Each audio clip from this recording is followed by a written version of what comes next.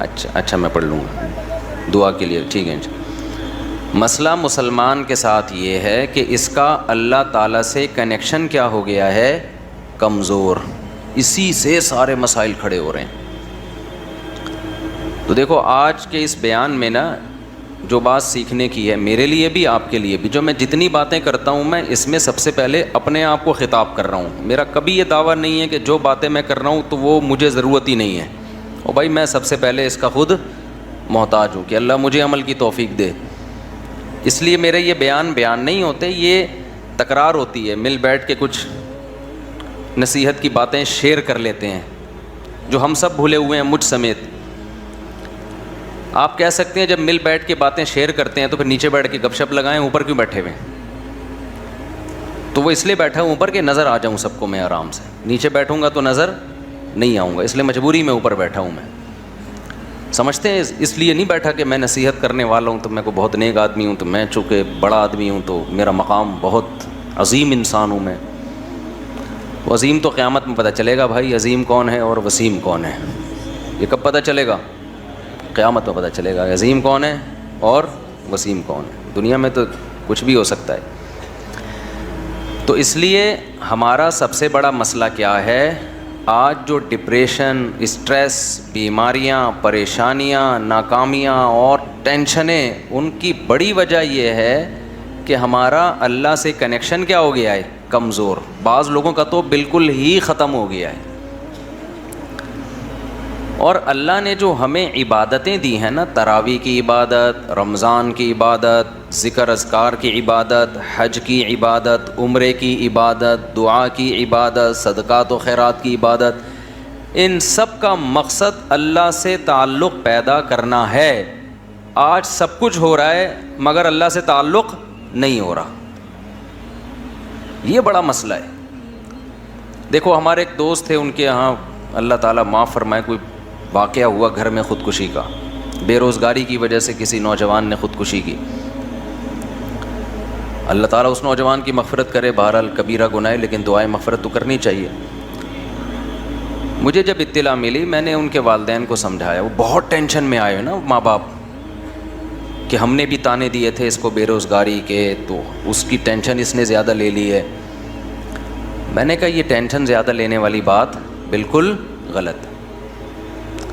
بات یہ ہے کہ ہم نے اپنی ضرورتوں کے دائرے بہت زیادہ وسیع کر لی ہیں کیونکہ ہمارا اللہ سے کنیکشن نہیں ہے. اب چاہتے ہیں کہ سب کی توندیں فل بھریں, پیٹ بھریں, گھر بڑے بڑے ہوں, گاڑیاں سب کے پاس ہوں, بینک بیلنس سب کے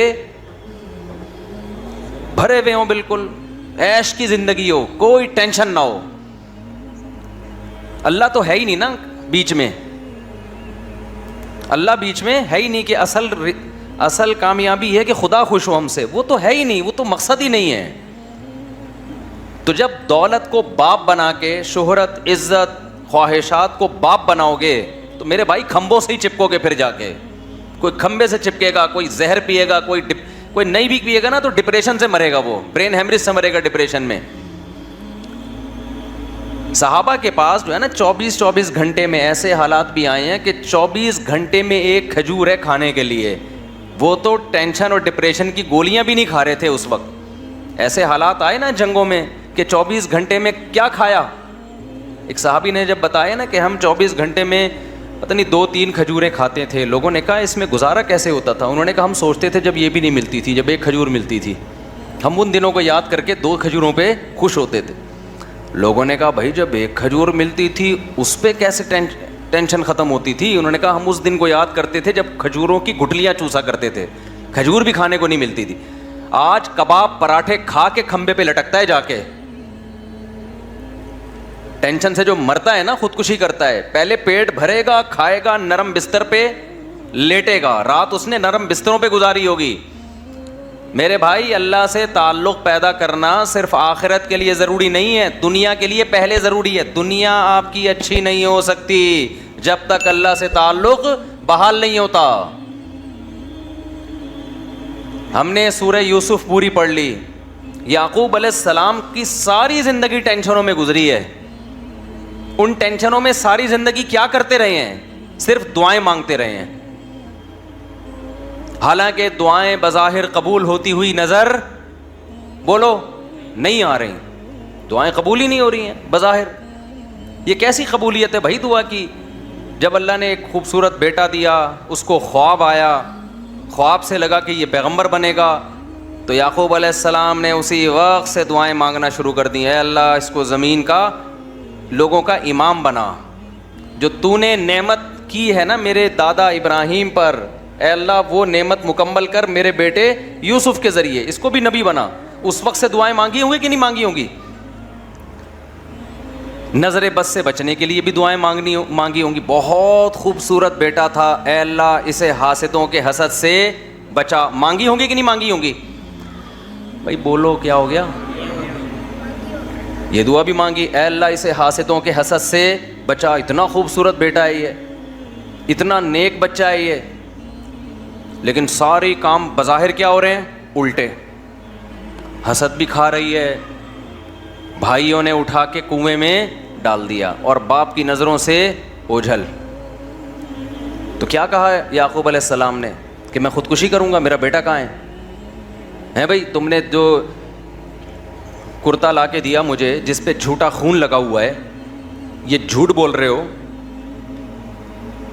اور پھر مسلسل ڈپریشن ٹینشن میں جاتے جاتے بالآخر خدا نخواستہ کوئی خیال آیا ان کے دل میں خودکشی کا. وہ کیا کر رہے ہیں بھائی؟ فصبر جمیل, میں کیا کروں گا بھائی صبر, کیونکہ میرے پاس تو کوئی تحقیق کا ذریعہ بھی نہیں ہے کہ تم سچ کہہ رہے ہو کہ جھوٹ کہہ رہے ہو. دعا بظاہر قبول ہونے کے بجائے کیا ہو رہی ہے؟ رد ہو رہی ہے. کوئی مایوسی کی بات نہیں کی یعقوب علیہ السلام نے, اے اللہ میں تجھ سے کیا مانگ رہا تھا اور تو میرے ساتھ کیا کر رہا ہے, تو مجھے ٹینشنیں دے رہا ہے, مجھ سے کیا گناہ ہوا ہے؟ اور ایسا بھی نہیں کیا یعقوب علیہ السلام نے روحانی علاج والوں سے رابطہ کیا ہو, بے شرم لوگوں سے, کیونکہ یہ بڑے بے شرم ہیں. اچھے اچھے گھر جادو ٹونے کے نام پہ ان بے شرموں نے تباہ کیے ہیں. جادو ہے, ٹونا ہے, فلانا ہے, ڈمکانا ہے, جو اصل کام کرنے کا ہے اس سے یہ کیا کر دیتے ہیں؟ آپ کو ہٹا دیتے ہیں. یعقوب علیہ السلام اللہ سے کیا کر رہے ہیں؟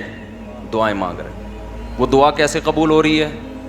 یوسف علیہ السلام مصر میں بجائے کنویں سے نکلنے کے مصر کے بازاروں میں, بول لو نا کیا ہو گیا, فروخت ہو رہے ہیں. پھر دوسرا بیٹا بھی گیا تھوڑے دنوں کے بعد, ایک ملنے کے بجائے بنیامین بھی چلا گیا. رو رہے ہیں, جو غیر اختیاری چیز ہے, رو رہے ہیں, غیر اختیاری ہے نا. تو بچوں نے کیا کہا کہ آپ ابھی تک یوسف کو یاد کر کے رو رہے ہیں؟ کیا فرمایا؟ انما اشکو بثی وحزنی الی اللہ, میں اپنے غم کس کے سامنے بیان کرتا ہوں؟ اللہ کے سامنے. اللہ کے سامنے تو بیان کیا جائے گا غم. وَأَعْلَمُ مِنَ اللَّهِ مَا لَا تَعْلَمُونَ, میں اللہ کے بارے میں وہ کچھ جانتا ہوں جو تم نہیں جانتے. ناکامیوں کے نقشے میں کامیاب کرنا کس کا کام ہے؟ اللہ کا کام. مایوس نہیں ہوں, جو ہو رہا ہے میرے حق میں بہتر ہو رہا ہے, اگرچہ مجھے سمجھ میں نہیں آ رہا. تصور نہیں تھا نا بادشاہ بنا کے اللہ ملائے گا. ان کے مسائل خدا کی قسم ہمارے مسائل سے کئی گنا زیادہ تھے. میں مانتا ہوں بے روزگاری ہے, مہنگائی ہے, پھر بھی پراٹھے کھا رہے ہیں لوگ اس مہنگائی میں بھی, پھر بھی زیادہ کھا کے مر رہے ہیں, کم کھا کے نہیں مر رہے لوگ. اور جو کم کھانے والے ہیں, جو واقعی غریب ہیں, ان کے یہ مسائل بھی نہیں ہیں, انہیں صبر آ رہا ہے. زیادہ تر عیش پرست لوگ ہیں جن کو صبر نہیں آتا. تو یہ سارے مسائل کس کی وجہ سے میرے بھائی؟ اللہ سے تعلق نہ ہونے کی وجہ سے.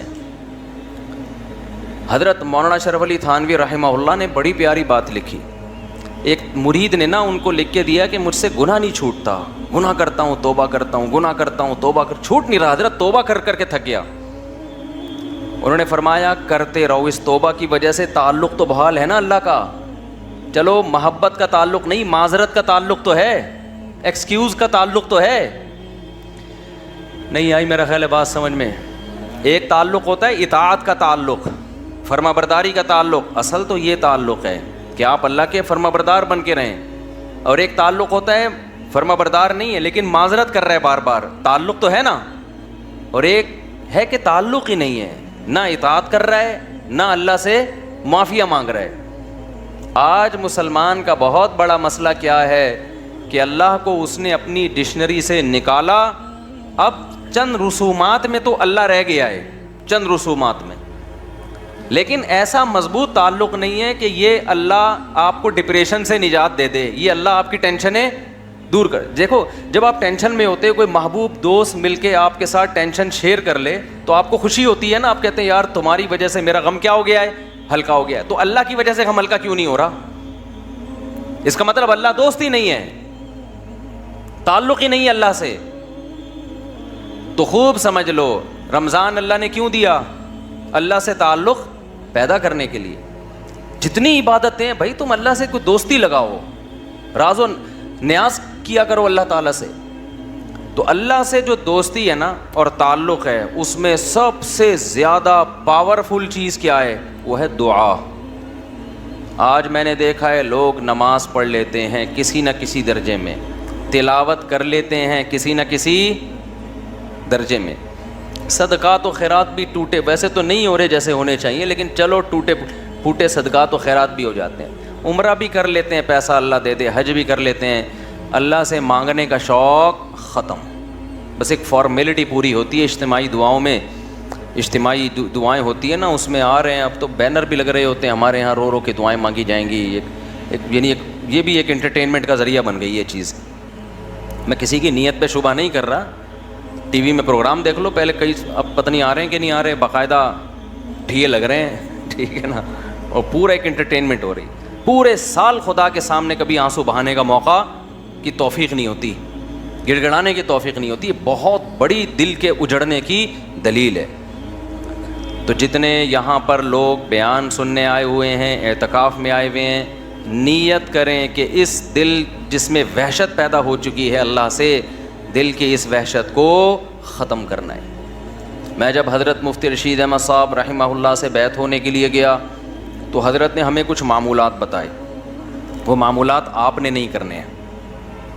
آپ کہیں وہ کون سے معمولات ہیں؟ وہ میں بھی بتاتا ہوں، لیکن وہ آپ کے کرنے کے نہیں ہیں. اس کی وجہ بھی بتاؤں گا کیوں نہیں ہے. تو حضرت نے فرمایا کہ رات کو کسی بھی وقت قبلہ رخ ہو کے بیٹھ جایا کریں، جیسے بیٹھنا سہولت سے ممکن ہو، یعنی جس پوزیشن میں بیٹھنے میں سہولت. پھر کیا کرنا ہے؟ 10 دفعہ درود شریف پڑھنا ہے نبی صلی اللہ علیہ وسلم کے احسانات کو سوچ کے. پھر 10 دفعہ استغفار پڑھنا ہے اپنے گناہوں کو یاد کر کے. اور پھر ایک مراقبہ کرنا ہے. مراقبہ کیا؟ کہ اگر آپ کسی جگہ خوبصورت باغیچہ لگانا چاہتے ہیں، خوبصورت پھول لگانا چاہتے ہیں، پھلدار درخت لگانا چاہتے ہیں، تو پہلے وہاں سے جھاڑیاں صاف کرنی پڑیں گی کہ نہیں کرنی پڑیں گی؟ بولو نا. خواتین خوب غور سے بیان سنیں. آج کل خواتین میں بھی گھروں میں معمولات کا رواج ختم. موبائل آ گیا ہے ہاتھ میں. ہم اپنی دادیوں نانیوں کو دیکھتے تھے، مصلے سے محبت تھی ان کو. آج ہم عصر کے بعد نا بات کر رہے تھے کہ فٹنس، فزیکل فٹنس کی نا. مجھ سے اکثر لوگ آ کے پوچھتے ہیں نا آپ اتنے باریک کیوں ہیں؟ ٹھیک ہے، تو میں تو کوئی خاص نہ کوئی بہت زیادہ ایکسرسائز ہیں، پراٹھے پھوڑتا رہتا ہوں. تو میں بتا رہا تھا کہ پہلے زمانے کے لوگ تو کوئی ٹریننگ نہیں تھی، کوئی فزیکل فٹنس کی چیزیں نہیں تھی، پھر بھی فٹ تھے. تو مجھے اپنی دادی یاد آ رہی تھی.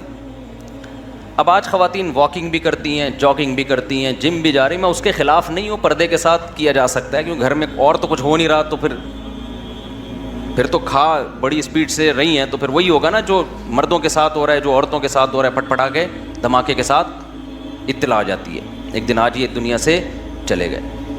لیکن ہم جب پرانی عورتوں کو دیکھتے ہیں، اپنی دادیوں نانیوں کو، تو انہوں نے تو ایک ایک تخت پہ پوری عمریں گزار دیں.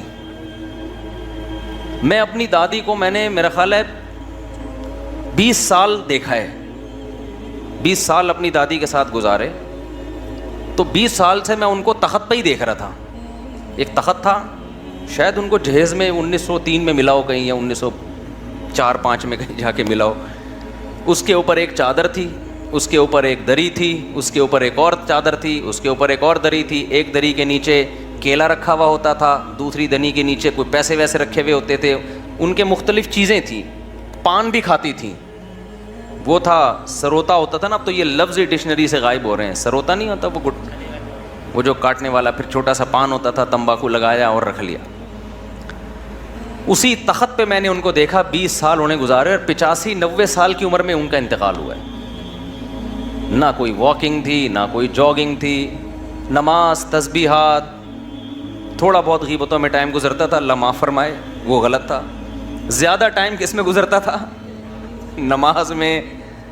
روزے رکھتی تھیں شوال کے، رمضان میں کئی قرآن ختم ہو جاتے تھے، حالانکہ نظر کمزور ہو گئی تھی، اتنے موٹے موٹے چشمے لگا کے قرآن پڑھے جا رہے ہیں.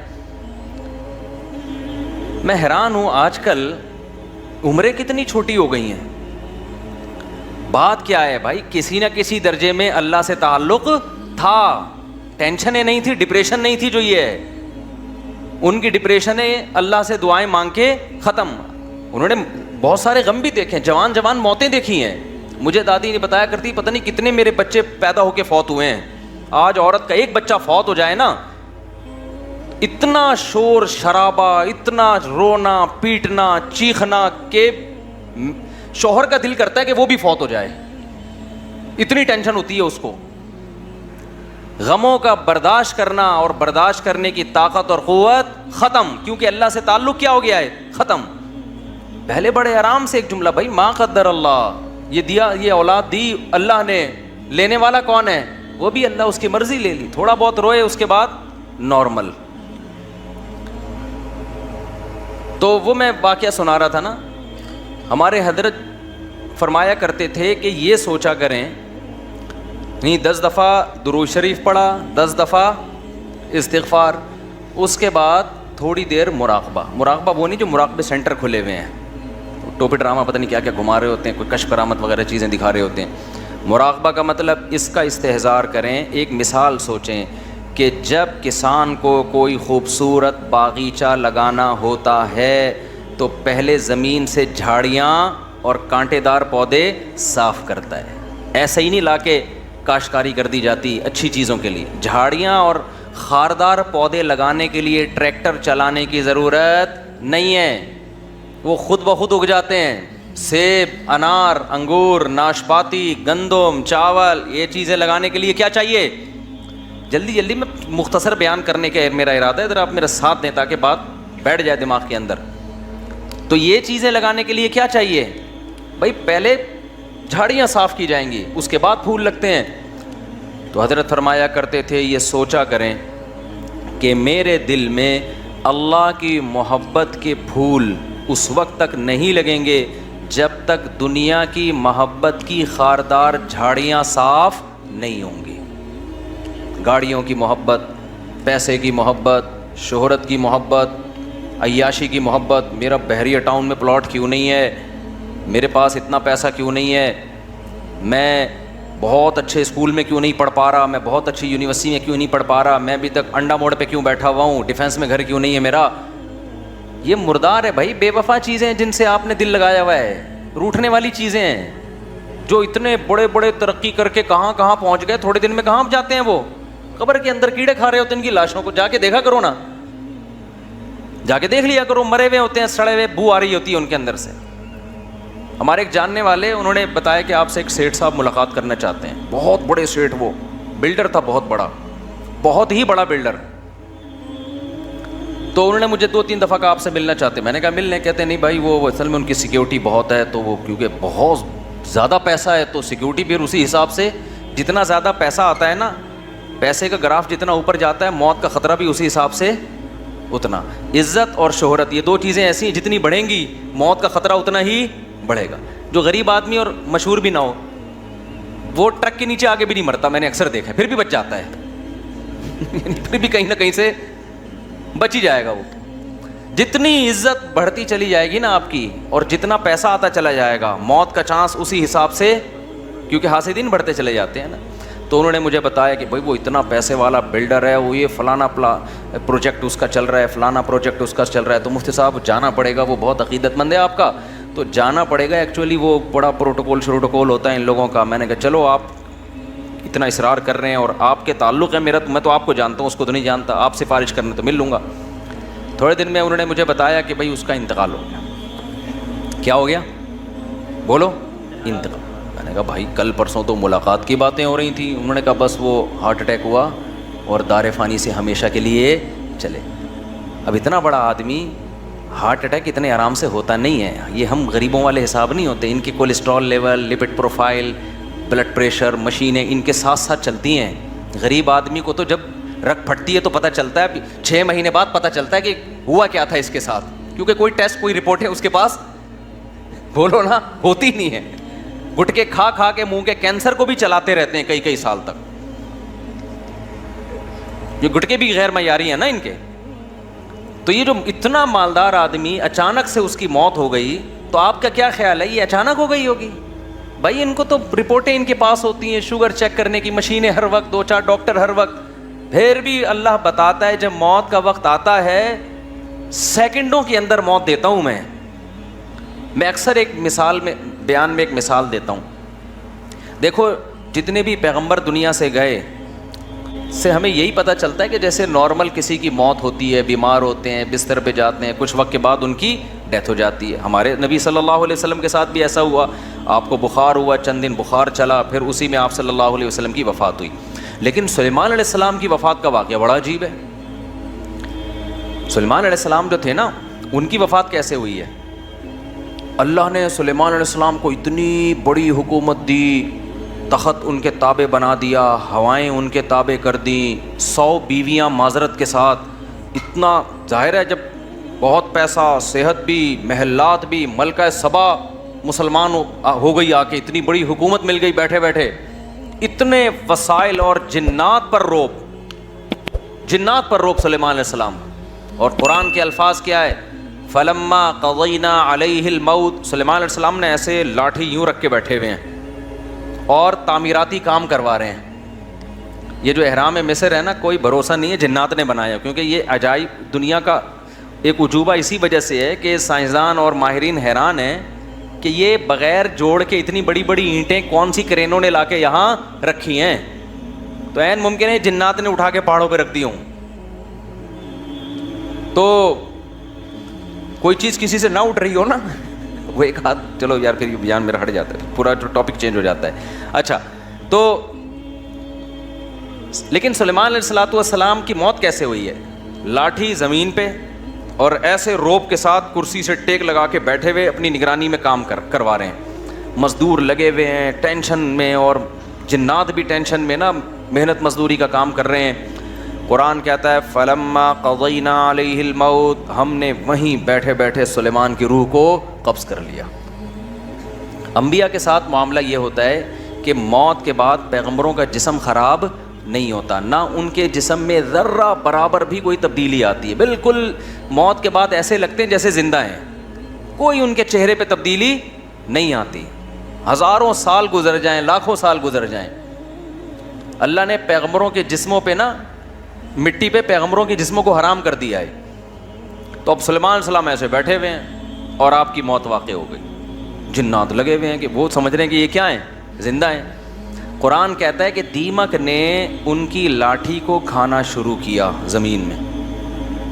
دابۃ الارض تاکل من سأتہ, وہ زمین کا کیڑا جو تھا نا, وہ کھاتے کھاتے جب وہ بیلنس آؤٹ ہوا ہے تو سلیمان علیہ السلام دھڑام سے زمین پہ گرے ہیں.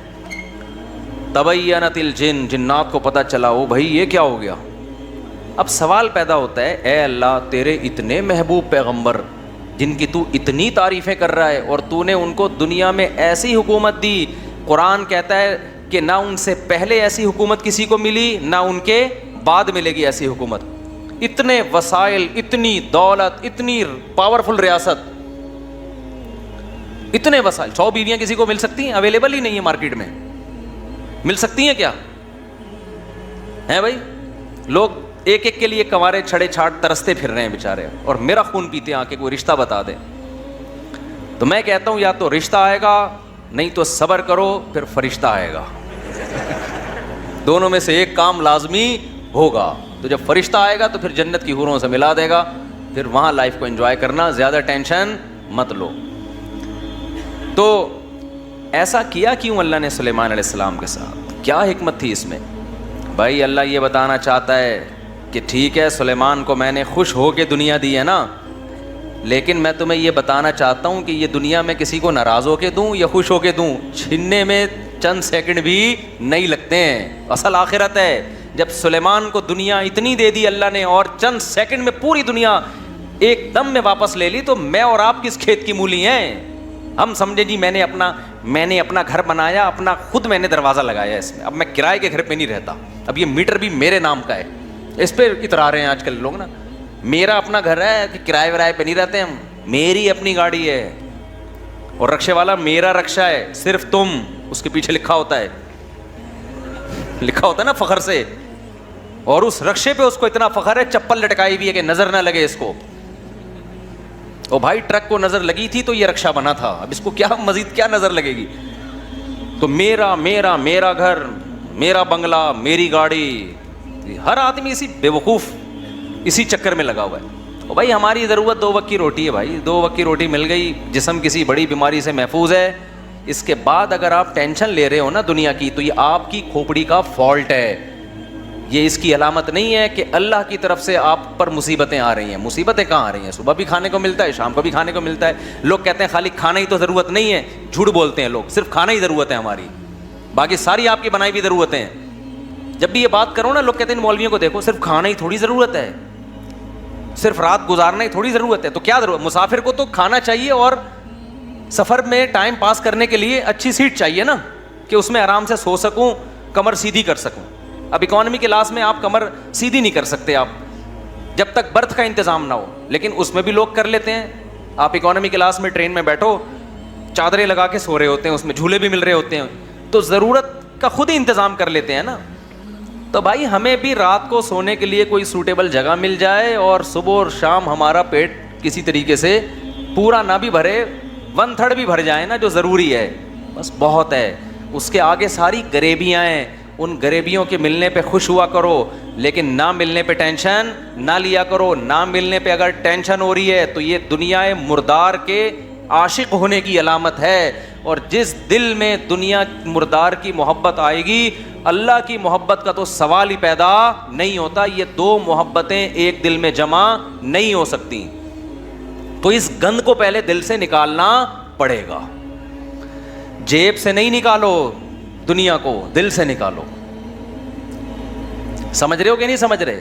جیب سے کا مطلب ہے سب کچھ لٹا دیا جا کے, نہ دل سے نکالو. جیسے جب آپ سفر کرتے ہو نا ٹرین میں یا بس میں, تو دل میں اس ٹرین اور بس کی محبت نہیں ہوتی, لیکن اس کو استعمال بہرحال کر رہے ہوتے ہو آپ کے. بارے سہولت کی چیز ہے یار, پیسے زیادہ ہوں گے تو جہاز میں چلا جائے گا آدمی, محبت تھوڑی کرتا ہے کہ اتنا اچھا جہاز ہے تو میں نے یہیں بیٹھے رہنا ہے, مجھے اٹھنا ہی نہیں یہاں سے. تو میں وہ بتا رہا تھا ہمارے حضرت کیا فرمایا کرتے تھے کہ جب بیٹھو تو 10 دفعہ استغفار, گناہوں کی معافی, 10 دفعہ درود شریف. پھر کیا کرنا ہے؟ یہ بہت اہم اس میں سبق ہے, اس لیے میں یہ بتا رہا ہوں کہ کیا یہ ہمیں نصیحت کرتے تھے. پھر کیا کرنا ہے؟ یہ مراقبہ کرنا ہے کہ جب تک کسی باغیچے سے جھاڑیوں کو صاف نہ کیا جائے, پھول بوٹے اس میں پیدا نہیں ہوتے. تو جب تک دل میں دنیا کے جو گٹر اور دنیا کے محبت کے جو گٹر ابل رہے, اس کو گٹر ہی کہا کرو, دنیا مردار کی محبت کے کیا ہیں یہ گٹر ہیں. دنیا مردار کی محبت کے گٹر یہ جب تک بند نہیں ہوں گے, اللہ کی محبت کے چشمے نہیں پھوٹیں گے. ایک ہی سوراخ سے گٹر کا پانی بھی نکل رہا ہو اور چشمہ بھی نکل رہا ہو, کبھی دیکھا آپ نے؟ بولو نا کیا ہو گیا بھائی؟ جس سوراخ سے چشمے نکلتے ہیں ان سے گٹر کے پانی نہیں نکلتے. اور جن سوراخوں سے, کراچی میں تو الحمدللہ یہ مثال سمجھانے کی ضرورت ہی نہیں ہے, ہر سوراخ سے گٹر کا پانی نکل رہا ہے. تو کبھی آپ نے دیکھا چشمے ابلتے ہوئے کراچی میں؟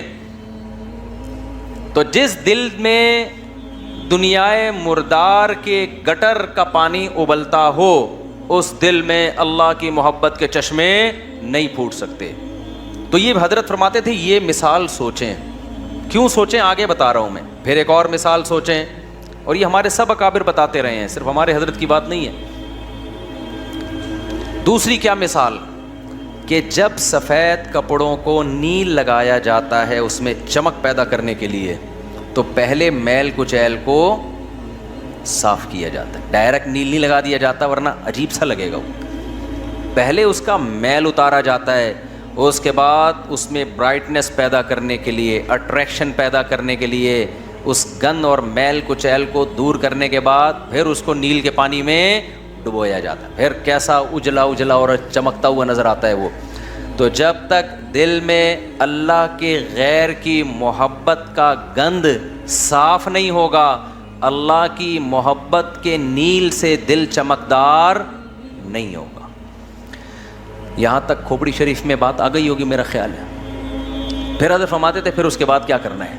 ابھی تو یہ سوچنا ہے نا, سوچنے کے بعد کیا کرنا ہے. پھر اس کے بعد قبلہ رخ بیٹھ کے لا الہ الا اللہ کی ضرب لگانی ہے. آپ لوگ یہ کام نہ شروع کر دیں, وجہ میں بتاؤں گا آخر میں.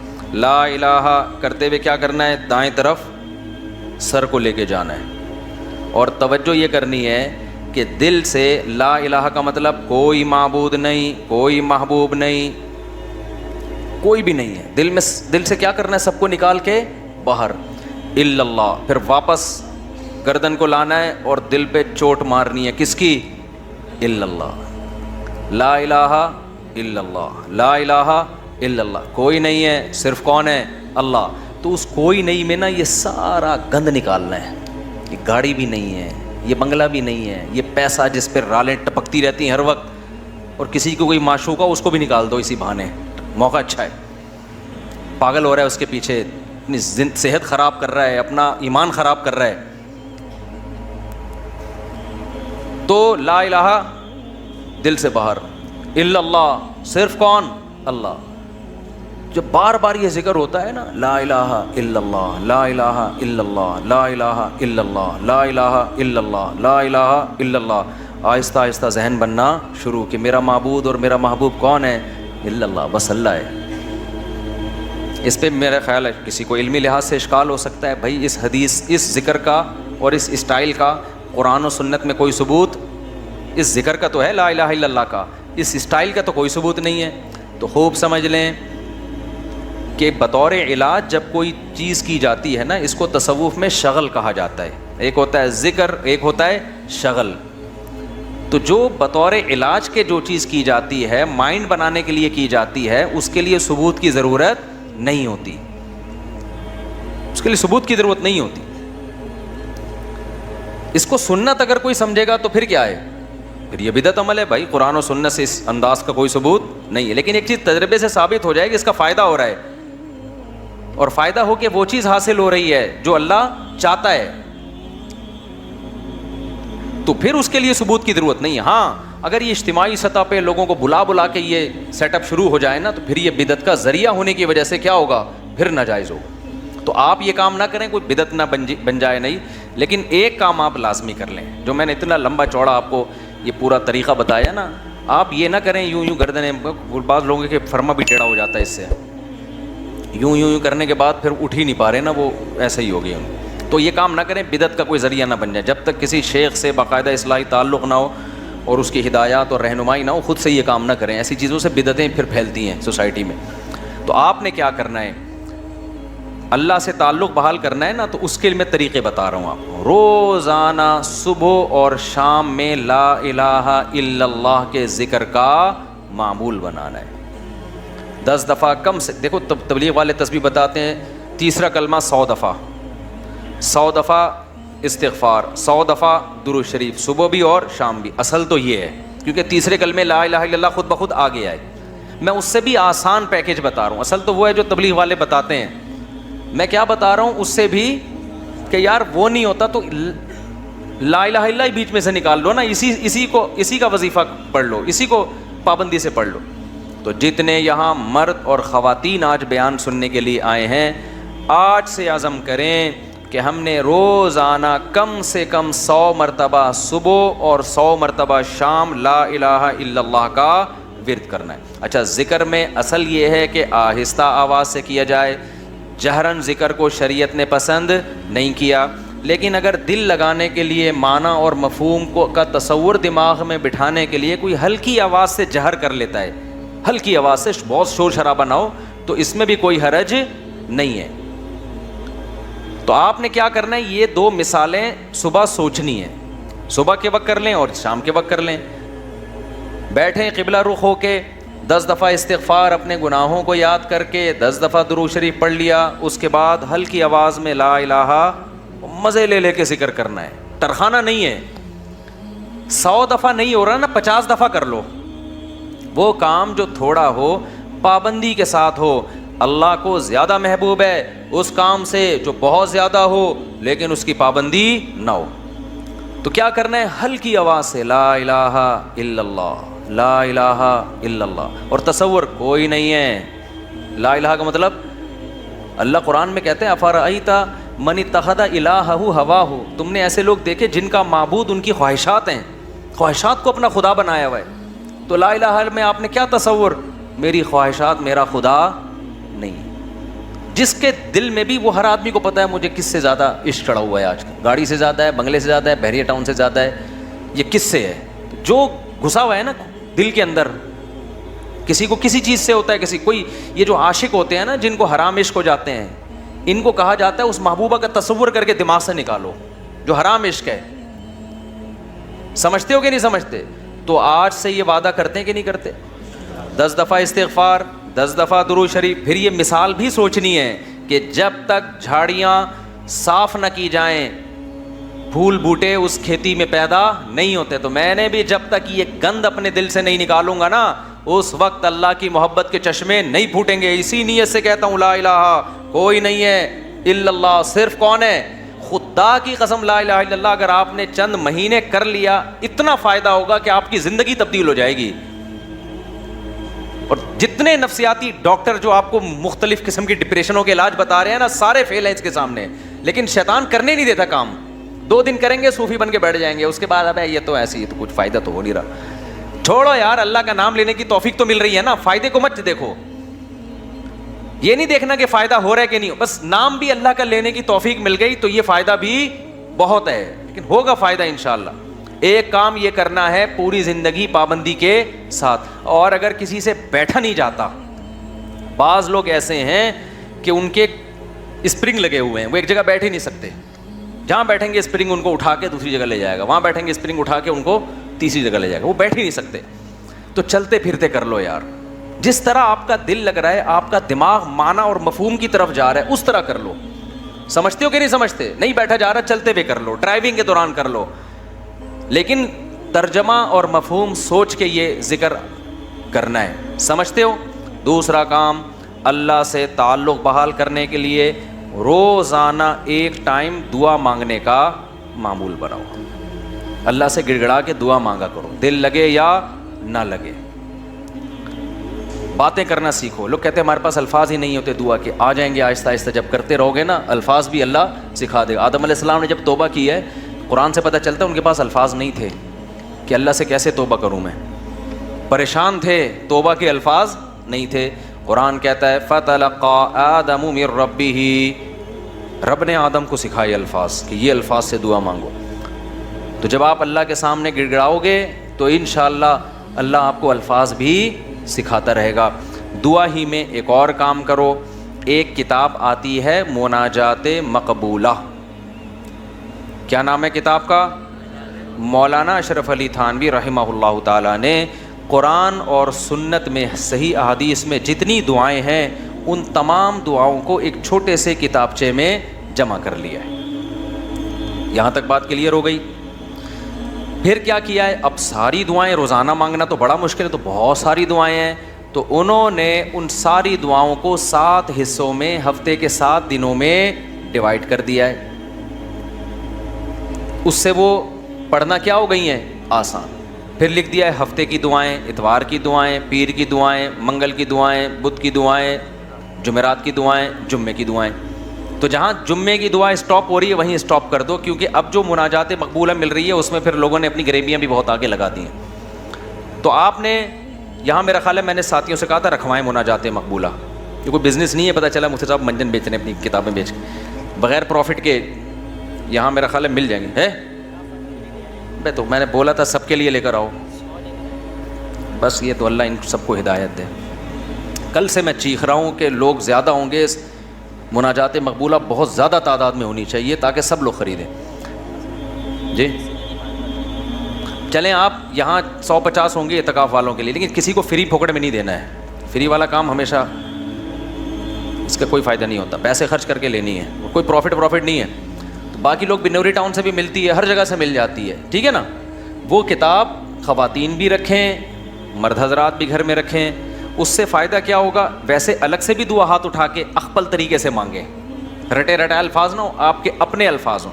اور دوسرا اس دعا کو بھی روزانہ پڑھنے کا معمول بنائیں. اس سے فائدہ کیا ہوگا؟ اس میں قرآن و سنت کی جتنی دعائیں، پیغمبروں کی دعائیں ہیں، اللہ نے جو دعائیں ہمیں خود سکھائی ہیں، وہ ساری ایک ہفتے میں آپ مانگ لو گے. تو یہ کوئی کم فضیلت ہے؟ بہت بڑی فضیلت ہے. اور پھر ایک اور خاندانی فائدہ ہوگا، جب آپ وہ پابندی سے پڑھنے کا معمول بناؤ گے نا، تو 6-7 مہینے، سال کے بعد جا کے وہ ساری دعائیں آپ کو یاد ہونا شروع ہو جائیں. ایک وقت آئے گا آپ کے سینے میں دعاؤں کا بہت بڑا ذخیرہ ہوگا. تو معمول بناؤ گے کہ نہیں بناؤ گے؟ مناجات مقبولہ خریدیں. اس کا یہ مطلب نہیں کہ الگ سے دعائیں نہیں، وہ الگ سے مانگنی ہے. کتنے کام ہو گئے؟ 3 کام. چوتھا کام دعا، وہ تو میں پہلے بتا چکا ہوں، یہ تیسرے کام میں آ گیا. چوتھا کام آپ نے کیا کرنا ہے؟ روزانہ کم سے کم 1 پارے کی تلاوت کرنی ہے. موبائل سے جان چھوٹے گی نا، لوگ کہتے ہیں پھر بھائی سارا دن موبائل میں لگے رہتے ہیں، تو موبائل نہیں ہو تو کیا کریں؟ تو یہ کام کریں گے تو پھر تھوڑا بہت موبائل کے لیے وقت بھی آپ کو مل جائے گا. تو پہلے اپنے آپ کو اچھے کام میں بزی تو کریں نا. تو کیا کرنا ہے؟ روزانہ 1 پارہ قرآن کی تلاوت. اگر آپ اٹک کے پڑھتے ہیں، 1 پارہ پڑھنا بہت مشکل ہے، تو ٹائم کر لیں آپ کہ میں روزانہ آدھا گھنٹہ قرآن مجید کی تلاوت کروں گا. یہ بھی مشکل لگ رہا ہے تو زیادہ فنٹر بننے کی ضرورت نہیں ہے، آپ کہیں 25 منٹ کروں گا. یہ بھی مشکل لگ رہا ہے تو کوئی بات نہیں، 20 منٹ پہ لے آئیں. یہ بھی مشکل لگ رہا ہے 15 منٹ پہ لے آئیں. یہ بھی مشکل لگ رہا ہے آپ بولیں صرف 10 منٹ میں تلاوت کروں گا. کوئی ٹینشن کی زیادہ کے چکر میں نہ پڑیں. شیطان کیا کہتا ہے؟ تو بہت نیک آدمی، یہ 10 منٹ سے کیا ہوتا ہے؟ سارا مسئلہ یہاں سے خراب ہوتا ہے. آپ 10 منٹ بیٹھ جاؤ قرآن لے کے. وہ 10 منٹ جو پابندی کے ساتھ ہو، اس 2-3 گھنٹے کی تلاوت سے بہتر ہے جس میں 2 دن بہت بڑا ولی اللہ بنا ہوا ہے، اس کے بعد مارکیٹ سے شارٹ ہو گیا. آئی بات سمجھ میں؟ تو روزانہ کیا کرنا ہے؟ تلاوت کا معمول بنانا ہے. کتنے کام ہو گئے؟ 4. 5واں کام کیا کرنا ہے آپ نے؟ دیکھو قرآن میں تہجد کی اتنی زیادہ فضیلت اللہ نے بیان کی ہے نا کہ ایسا لگتا ہے کہ جو جنت میں جائیں گے وہ تہجد تو پڑھتے ہی ہوں گے لازمی. یعنی قرآن سے ایسا لگتا ہے، کہیں بھی ایسا نہیں ہے کہ جنتیوں کی صفت بیان کی اور تہجد کا اس میں تذکرہ نہ ہو. تو ہمت کر کے نا رات کو 2 سے 4 رکعتیں کم از کم پڑھنے کا معمول بنا لو. اور اس 4 اور جو دعا کرو گے نا وہ اسی 4 رکعتوں کے بعد، وہ جو ایک معمول میں نے بتایا نا دعا کا، کیونکہ سب سے زیادہ قبولیت کا وقت کون سا ہے؟ رات کا آخری. تو ہماری خواتین کو بھی ان چیزوں کا اہتمام کرنا چاہیے اور ہمارے مردوں کو بھی. آپ دیکھنا انشاءاللہ زندگی میں آہستہ آہستہ زبردست تبدیلی آنا شروع ہوگی، سکون آنا شروع ہوگا گھروں میں، اطمینان. ایک دم سے نہیں ہو جاتا سب کچھ، تھوڑا سا اللہ سے کنیکشن بحال ہونا شروع ہوگا. اور یہ تو ہے، یعنی یہ فرائض واجبات کے بعد کی بات کر رہا ہوں. اور دوسرا جو اللہ کے مخلوق کے حقوق ہیں، ان میں سب سے بڑا حق یہ ہے کہ مخلوق پہ پیسہ خرچ کیا جائے. انگریزوں والے اخلاق سے کچھ بھی حاصل نہیں ہوتا. لوگ تعریفیں کر دیتے ہیں بہت اچھے. گورا کیا کرتا ہے؟ مسکراتا بہت ہے، وہ کبھی غصہ نہیں آئے گا اس کے. اچھی بات ہے، یہ کوئی بری چیز نہیں ہے. روکڑا نہیں نکلتا اس کی جیب سے. بات آ رہی ہے سمجھ میں؟ ابے بھائی بس یہ کہہ کے بیان ختم کر رہا ہوں. گورا پتہ ہے کیا ہے؟ بہت اچھا ہے. کیوں؟ جب آپ سے ملے گا نائس ٹو میٹ یو، آپ سے مل کے مجھے خوشی ہوئی. جب بات کریں گے مسکرا کے، اچھی بات ہے. حدیث میں آتا ہے مسکرا کے بات کرنا صدقہ ہے. کبھی کسی سے لڑیں گے نہیں اور بڑے تمیز سے سب کچھ. روکھڑا نہیں نکلتا گورے کی جیب سے.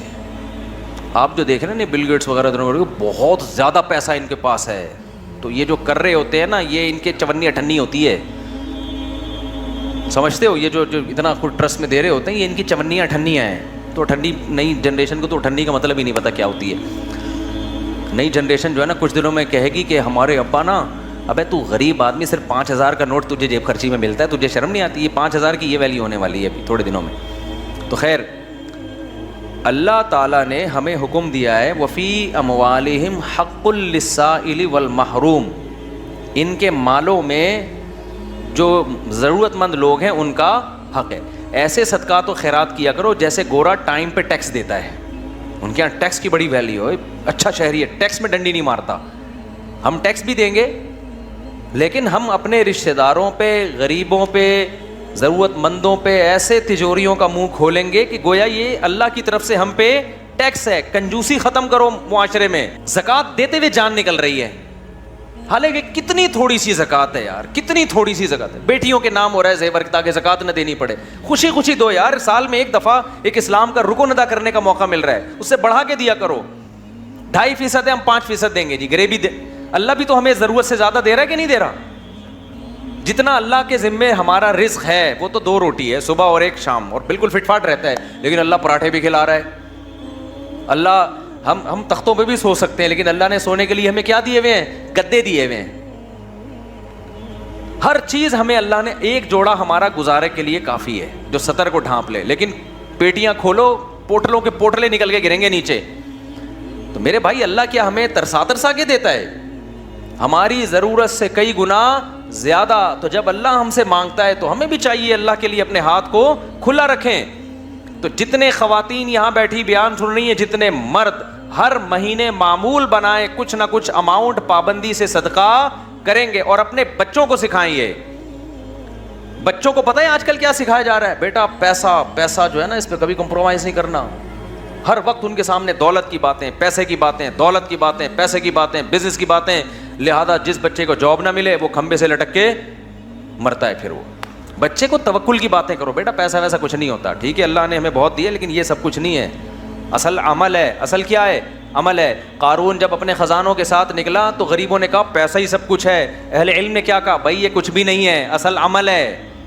یہ اہل علم نے کہا نا، قرآن میں کئی بار ہی بتا چکا. تو اپنے بچوں کو سکھاؤ بیٹا پیسے، کسی کی دولت دے کے رالے مت ٹپکانا. اصل کیا ہے؟ عمل ہے. صدقہ خیرات. یہ پیسے والا اگر صدقہ خیرات کرتا ہے تو بہت اچھا، نہیں کرتا تو بیٹا یہ پیسہ وبال جان ہے. تو بچپن سے ان کو عیدیاں دیا کرو تو ان کو بولا کرو کہ کچھ صدقہ کرو اس میں سے. ہماری حضرت تو فرمایا کرتے تھے جب فقیر کو پیسہ دینا ہو نا، بچے کے ہاتھ سے دلواؤ، تم دے کر آؤ جا کے، تاکہ اس کو پیسہ دینے کی عادت پڑے. اپنے بچوں کے سامنے اپنی بہنوں پہ خرچ کیا کرو، اپنے رشتہ داروں پہ خرچ کیا کرو، تاکہ ان کو بھی بڑے ہو کر عادت پڑے کہ ہم نے بھی کیا کرنا ہے، اپنے بہن بھائیوں پہ خرچ کرنا ہے. ابا مر رہا ہوتا ہے، وصیت کر رہا ہوتا ہے میری بیٹیوں کا خیال کرنا. اگلا بول رہا تھا تو نے کون سا اپنی بہنوں کا خیال کیا کبھی زندگی میں؟ دادا یہی حسرتیں لے کے دنیا، ان کی بہنوں کی تو وراثتیں کھا کے بیٹھا ہوا ہے ابا ہمارا، پھپھیوں کی وراثتیں کھا کے. ہوتا ہے نا، ابا نے سارا وہ اسی سے تو چل رہا ہے. تو بھائی دل بڑا کرو گے تو اللہ بھی کیا کرے گا؟ ہاتھ اپنے بڑے. اور دل کنجوس کرو گے نا، ایسے بچا بچا کے گلک لا کے دیے ہوئے بچوں کو کہ گلک میں. میرے اللہ کا بڑا فضل ہے، جب میں بچپن میں گلک رکھتا تھا نا تو مجھ سے 2-4 دن تک چلا ہی نہیں جاتا تھا وہ. اس کے بعد لات مار کے توڑتا تھا. بھائی جا کلفی کھا، آئس کریم کھا. یار ہم جاتے تھے ٹافیاں کھا رہے ہوتے تھے اور پتہ نہیں کون سی چھالیاں اور سوف. ہم سے ہوا ہی نہیں یہ کام، اللہ نے بچایا ہمیں اس لعنت سے. اب گلک یار ایک ٹینشن ہے بھائی، مجھے کلفی کھانے کا بھی دل چل رہا ہے، دل چاہ رہا ہے، اور پیسے میں چمنی کس میں ڈال رہا ہوں؟ گلک میں. ٹینشن ہے یار. کھاؤ، کل کس نے دیکھی ہے؟ اسراف نہ کرواؤ کہ بھیک مانگ مانگ کے کھانا شروع کر دے لوگوں سے. لیکن بچوں کا دل کیا کرو، جب عیدیاں دیا کرو بیٹا بھائیوں کو بھی کھلانا، باہر دوستوں کو بھی کھلانے والا بن. کھانے والے دنیا میں بہت ہیں، پھوڑنے والے کیا ہیں؟ بہت ہیں، کھلانے والے کم ہیں. اللہ کی عادت کھانا ہے یا کھلانا ہے؟ تو اللہ کو پسند بھی کون ہے؟ کھلانے والے. اور خوب سمجھ لو، زیادہ سے زیادہ غریب ہو جاؤ گے نا.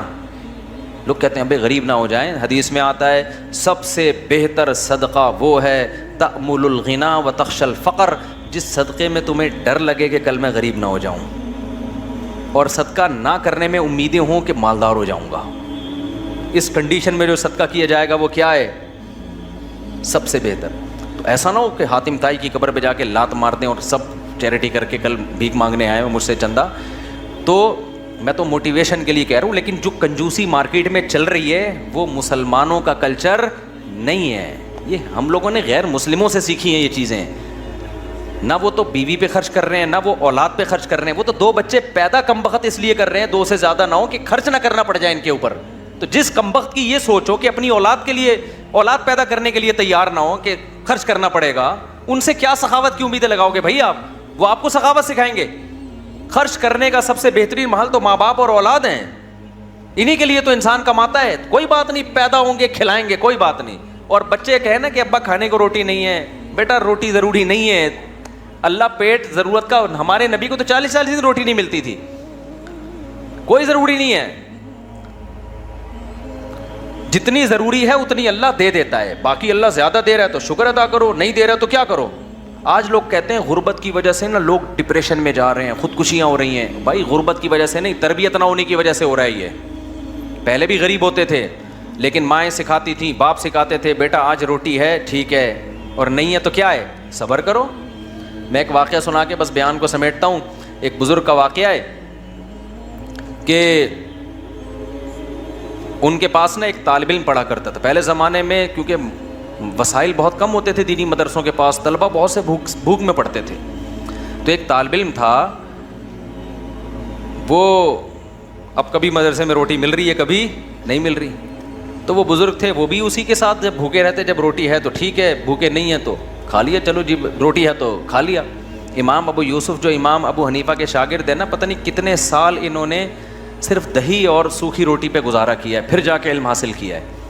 اگر اس طرح کے ان کو تربیت دی جاتی کہ کامیاب وہ ہے جو پراٹھے پھوڑ رہا ہے اور یہ کھا رہا ہے، تو وہ تو ابو یوسف تھوڑی بنتے. پھر وہ قاضی القضاء، اسلامی دنیا کے جو سب سے پہلے مسلمان جج تھے نا، سب سے بڑی آبادی پہ، وہ امام ابو حنیفہ کے شاگرد ابو یوسف رحمۃ اللہ علیہ تھے. وہ پیڑے کھا کے نہیں بنے ہیں، وہ سوکھی روٹیاں کھا کے. مولانا طارق جمیل صاحب کی آج لوگ عیش و عشرت دیکھتے ہیں، کئی مہینے ابلے ہوئے چاولوں پہ گزارا کیا ہے.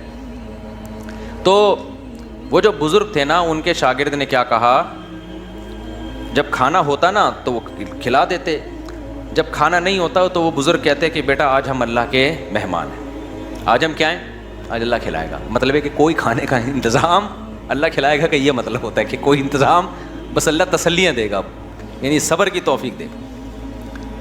تو ویسے ہی ہوتا ہے. ایک دن وہ بیچارہ بیٹھا ہوا تو بزرگ اس نے پوچھا کہ کھانا ہے، انہوں نے کہا ہاں ہے. تو وہ طالب علم رونے لگا. یہ تربیت کی بات بتا رہا ہوں آپ کو، آج کل یہ تربیت نہیں ہے. تو بزرگ نے کہا بیٹا آج تو کھانا ہے، آج تم رو کیوں رہے ہو؟ انہوں نے کہا کہ استاد جی آپ جب یہ کہتے تھے نا آج ہم اللہ کے مہمان ہیں، اس میں جو لذت تھی وہ کھانا کھانے میں نہیں تھی. کیونکہ آج اللہ کے لیے جب صبر کرنا پڑتا ہے تو اس کا اپنا مزہ ہے نا. روزے میں بھی تو ہم بھوکے پیاسے رہتے ہیں، لیکن اس کا ایک لطف ہے. یہ کس کے لیے رہتے ہیں؟ یہ اللہ کے لیے رہتے ہیں. ویسے کوئی ہمیں بھوکا پیاسا ذرا رہ کے تو ڈاکٹر کہہ کے تھک گئے، کم کھاؤ کم کو مانتا ہے، خود ڈاکٹر نہیں مانتا اپنی بات. ادھر میں بیٹھا ہوا تھا، میں طلبا کو نا یہاں لڑکوں کو سمجھا رہا تھا، دیکھو بریانیاں شریانیاں نہیں پھوڑا کرو، ایکچولی ہماری ڈائٹ یہ ہونی. میں بہت زبردست کھانا آیا، میں نے بھی پھوڑ دی بیٹھ کے. مجھے خود یاد نہیں تھا کہ میں ابھی تھوڑی دیر پہلے نصیحتیں کیا کر رہا تھا، ابھی پرسوں کی بات ہے. تو یہ مجھے کہنے لگے آپ تو سمجھا رہے تھے یہ کھاؤ. میں نے کہا بے بھائی اس تقریر کو الگ رکھ، کھانے کے بعد دوبارہ ہم اس پہ ڈسکس کریں گے، ابھی بھوک لگ رہی ہے پھوڑنے تھے. تو بھائی جو سمجھا رہا ہوتا ہے وہ بھی پھوڑتا ہے، ڈاکٹر خود پھوڑ رہے ہوتے ہیں. لیکن کیسے اللہ کے کہنے پر یار اللہ ہمیں توفیق دیتا ہے. پورا مہینہ کھانا پینا ایسا جام ہوتا ہے، ایک قطرہ حلق میں پانی کا نہیں اترتا. یہ خدا کے حکم کے بغیر ممکن نہیں ہے. تو اس کا اپنا ایک سکون ہے، ایک لذت ہے اس میں. ٹینشن تھوڑی اتنی انسان پال سکتا ہے. اس میں ایک خاص لذت ہے کہ کس کے لیے ہے یہ اللہ کے لیے ہے. تو یہ جو میں نے آپ کو معمولات بتائے ہیں، کوشش کریں گے نا اس پر عمل کرنے کی. صدقہ بھی کرنا ہے، خیرات بھی کرنا ہے، اور خواتین نے بھی خیرات کرنا ہے. نبی صلی اللہ علیہ وسلم نے خواتین کو الگ سے حکم دیا کہ تم صدقات و خیرات کی کرو اور اس آگ سے بچو جس سے بچنے کا اللہ نے حکم دیا. اب خواتین کہیں گی ہم کہاں سے صدقہ خیرات کا معمول بنائیں؟ بھائی آپ صدقہ خیرات کا ایسے معمول بنائیں کہ اگر کوئی پاکٹ منی شوہر کی طرف سے ملتی ہے اس کو تھوڑا بچا لیا کریں کہ بھائی اتنا میرا ہے، باقی کیا کرنا ہے. یا اگر کوئی سورس آف انکم ہے اس میں سے کچھ خاص کر لیں. یا یہ بھی نہیں ہے، کچھ بھی نہیں مل رہا، تو نبی صلی اللہ علیہ وسلم نے فرمایا جو عورت شوہر کے پیسے صدقہ کرے شوہر کی اجازت سے، اپنے پاس صدقے کے لیے کچھ بھی نہیں ہے، شوہر سے یہ کہے کہ میں نے فلاں کو صدقہ کرنا ہے، میرے پاس پیسے نہیں ہیں، آپ مجھے اتنے پیسے دے دو تاکہ مجھے صدقے کا ثواب مل جائے. شوہر انسان کا بچہ تھا، اتفاق سے اس نے بھی کچھ پیسے نکال کے بیگم کو دے دیے کہ چل بھائی تیرے پاس نہیں ہے تو میں تجھے دے دیتا ہوں. تو نبی نے فرمایا کہ شوہر کو بھی مکمل ثواب ملے گا صدقے کا اور عورت کو بھی مکمل, حالانکہ پیسہ عورت کا خرچ نہیں ہو رہا ہے. سمجھتے ہو کہ نہیں سمجھتے ہو؟ تو اس لیے بھائی اس صدقات و خیرات کا معمول بناؤ, اس کی عادت ڈالو. یہ چند معمولات ہیں جو ہم نے پورے سال پابندی سے کرنے. اللہ تعالیٰ سمجھنے کی, عمل کی توفیق عطا فرمائے. سیٹتے رہتے تھے. نہانا کتنا آسان ہو گیا, واش روم میں جاؤ, کھولو شاور, بس کھڑے ہو جاؤ, خود بخود آٹومیٹیکلی نہا کے, جیسے آٹومیٹک مشین ہوتی ہے نا, کپڑے ڈالو نکل آئے. مشینیں دیکھ لو, خواتین پہلے کیسے کپڑے دھوتی تھیں, ہماری مائیں دادیاں ڈنڈے اٹھا کے کوٹ رہی ہوتی تھیں کپڑوں کو. اب مشین میں ڈالو, دھلا کے آٹومیٹک مشینیں خود ہی سارے پروسیس سے گزر کے کپڑا باہر. اس میں بھی پھر خواتین کہتی ہیں ایکچولی وہ, پھر وہ کرتا ہوں, پھر خواتین بہت غصے ہوتی ہیں, کام بہت ہیں. کام کیا ہے بھائی آپ کا, کام کیا ہے؟ نہ مردوں کا تھوڑا بہت, مرد کا تو پھر بھی تھوڑا سا باس سے کچھ صلواتیں سن لے گا, آپ کا تو صلواتوں والا کام بھی, پہلے ساسوں سے جو صلواتیں سنا کرتی تھیں وہ بھی کیا ہو گیا, ایک تھوڑی سی صلواتوں کی ٹینشن ہوتی تھی, اب وہ بھی کیا ہے, ساس کا تو احترام ہی مارکیٹ سے شارٹ ہو گیا ہے.